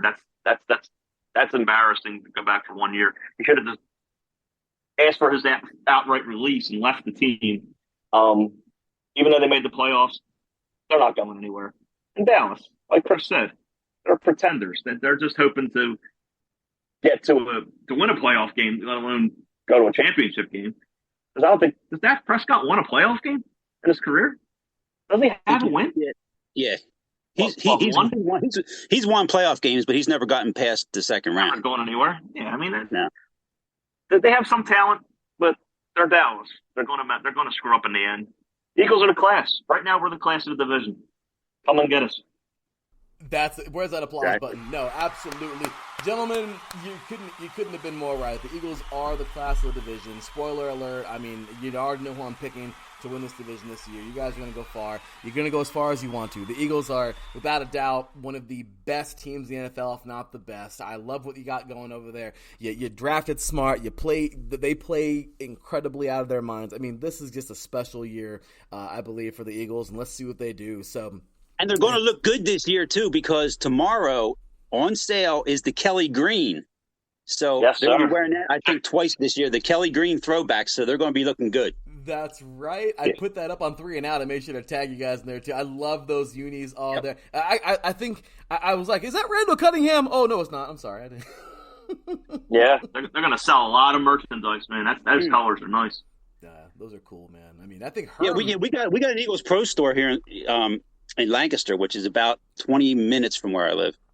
Oh, that's awesome. The outlet? The store is 20 minutes from where I live. That is so cool. Was that uniform that Jalen Hurts is wearing in that photo? I don't know if you guys saw it, but is that did Cunningham wear that, or was it older like Herm? Yes. Did he wear that? Herm Edwards. No, it was Randall. Randall wore the Kelly, the Buddy Ryan era. We wore those colors. Yeah, we wore those colors up till I believe like the early '90s. I think we switched uniforms with Rich Kotite. I think that's when we changed uniforms. I think you're right, and you know, and they changed the logo too. I mean the new one we're used to, but the throwback one with the eagle with the ball in its claws is still one of the most iconic logos ever. Oh, that's awesome. Oh yeah, and then I think, my gosh, that was so. Reggie wore those too, then, huh? Yep. Oh, yeah, definitely. Awesome. Yep, absolutely. I have the starting lineup with him. Now I think they added a cool stripe to the side of the pants for this new uniform this year. It's the Kelly Green in the silver, which is pretty cool. Oh, that wasn't there before. I think it was thinner, but they made it like more pronounced than this one. It's really cool. It wasn't supposed to be leaked. They leaked this uniform. They leaked it early. Oh, I'm glad they did. But gentlemen, please let everybody know, y'all, where they can find you. If you want people to find you personally, if you want people to find the show, where to find anything you want to share, y'all. Where can all these diehard Eagles fans find you? Well, you can find us on what do we call it now? Is it the first day? You can find us on X or Twitter? What's it called now? Yeah, exactly. Yeah. On that platform that Elon Musk owns. Yeah, I'm at Bobby Cash 215. At Bobby Cash 215. Look me up. Listen to our show every Tuesday night here on IE Sports Radio, direct feed for all the sports. Tuesday night, 8 p.m. Philly Sports Talk. Cash and Chris. That's Chris Amos, 717, same platform. Like I said, it's the Elon Musk platform. I'm always going to call it Twitter. I can't say it any better than Bobby. You got to tune in Tuesday at 8 o'clock. And if you miss it, find us elsewhere. Yes, sir. You can always download episodes. That's right. Also, iesportsradio.com/Philly Sports Talk. They got their bios. They got pictures. We got all the podcasts. Make sure to check them out. These guys are awesome. So once again, gentlemen, thanks again for being here today. Spend some time with us talking about those Eagles. And hey, fly, Eagles, fly. Thanks again, you guys. And I'll look to have you back on the show very soon. You got it. Thank you, Larry. See you later. See you later. All righty, guys. That's going to do it for that segment. Big ups and big hand to both Bobby and Chris. Cash and Chris. These guys are awesome. We appreciate them. Thank you so much for being here today. Spoiler alert, I'm taking the Eagles. We know that. But who do I have for second through fourth? Well, you're about to find out. Well, after this break, we're going to come back in and get my final weigh-in. So you're listening to 3 and Out, 8 divisions in 8 days. My gosh, I just lose my place all the time. Day number 6 overall, day number 2 in NFC week, talking to the NFC East. We're just finishing up with the NFC East. And, well, when we tune back in, like I said, after the break, I'll be talking about my final weigh-in for the NFC East. Once again, listening to 3 and Out right here on IE Sports Radio, your direct feed for all, that is sports. We're talking my final weigh-in of the NFC East right after this. Sports fans, do you like teams that are tough, cities that are tougher, and fan bases that are passionate about their teams? How about teams that are historic and stadiums that are iconic? Then you belong in Chicago, and you need to check out Chi-Town Weekly. Join me, Adam Kernan, every week as we keep up with all things Chicago sports. Bears, Bulls, Blackhawks, Cubs, White Sox. We'll cover them all, plus more. The Windy City is always buzzing, and we'll keep you up on all the big games and major stories. So tune in to Chi-Town Weekly every week right here on IE Sports Radio, your direct feed for all that is sports. That is right, ladies and gentlemen. IE Sports Radio, your direct feed for all that is sports. Can we just give a hand clap to everybody else on the show today? Man, they were long but fun interviews. Oh, they were so great. I'm so happy, thankful to everybody who was here today. Our boy, newcomer, man, Mason, Mike, Pat, of course, Drewski, and Cash and Chris. All of them were awesome. Thank you guys for being on today's show. And, well, we're kind of just hustling right now. Kind of miscalculated the time today, unfortunately. But we have a brand new show, a premiere here on IE Sports Radio coming up in just a few moments. So I'm going to get to this as fast as possible and make room for her, of course. The Show of the Land premiere, all Cleveland sports with Gen B coming up in just about 5 minutes. But my final way in. So this is going to be short and sweet. You guys already know I'm going Eagles. I think they can go all the way to the bowl. I'm still picking the Bills to win this thing because, I just feel like it's there. But, hey, the Eagles can also win the bowl as well. I think both those teams are destined to meet in the Super Bowl. I think both those teams are damn good, and I think that's that. So I'm going to go Eagles for sure. Winning it, I'm going to go a close second place. I think Dallas is going to be a very, very, very good football team. Fall gets a little bit short somewhere in there, but I think they're going to be great. And then I'm going to go with just fighting for third place, basically. Giants and Commanders. I don't know if things don't work out with Saquon Barkley. I might put them in the basement, put the Commanders in third. Regardless, though, I don't know if they're going to win more than 8 games, either team. They could around there, but, that's that. So let's cue that music and get up on out of here, y'all.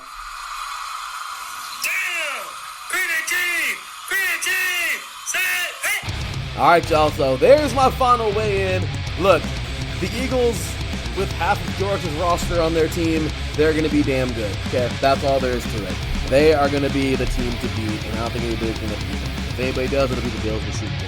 I'm just saying. They'll take a couple of licks, but that is the Eagles this year.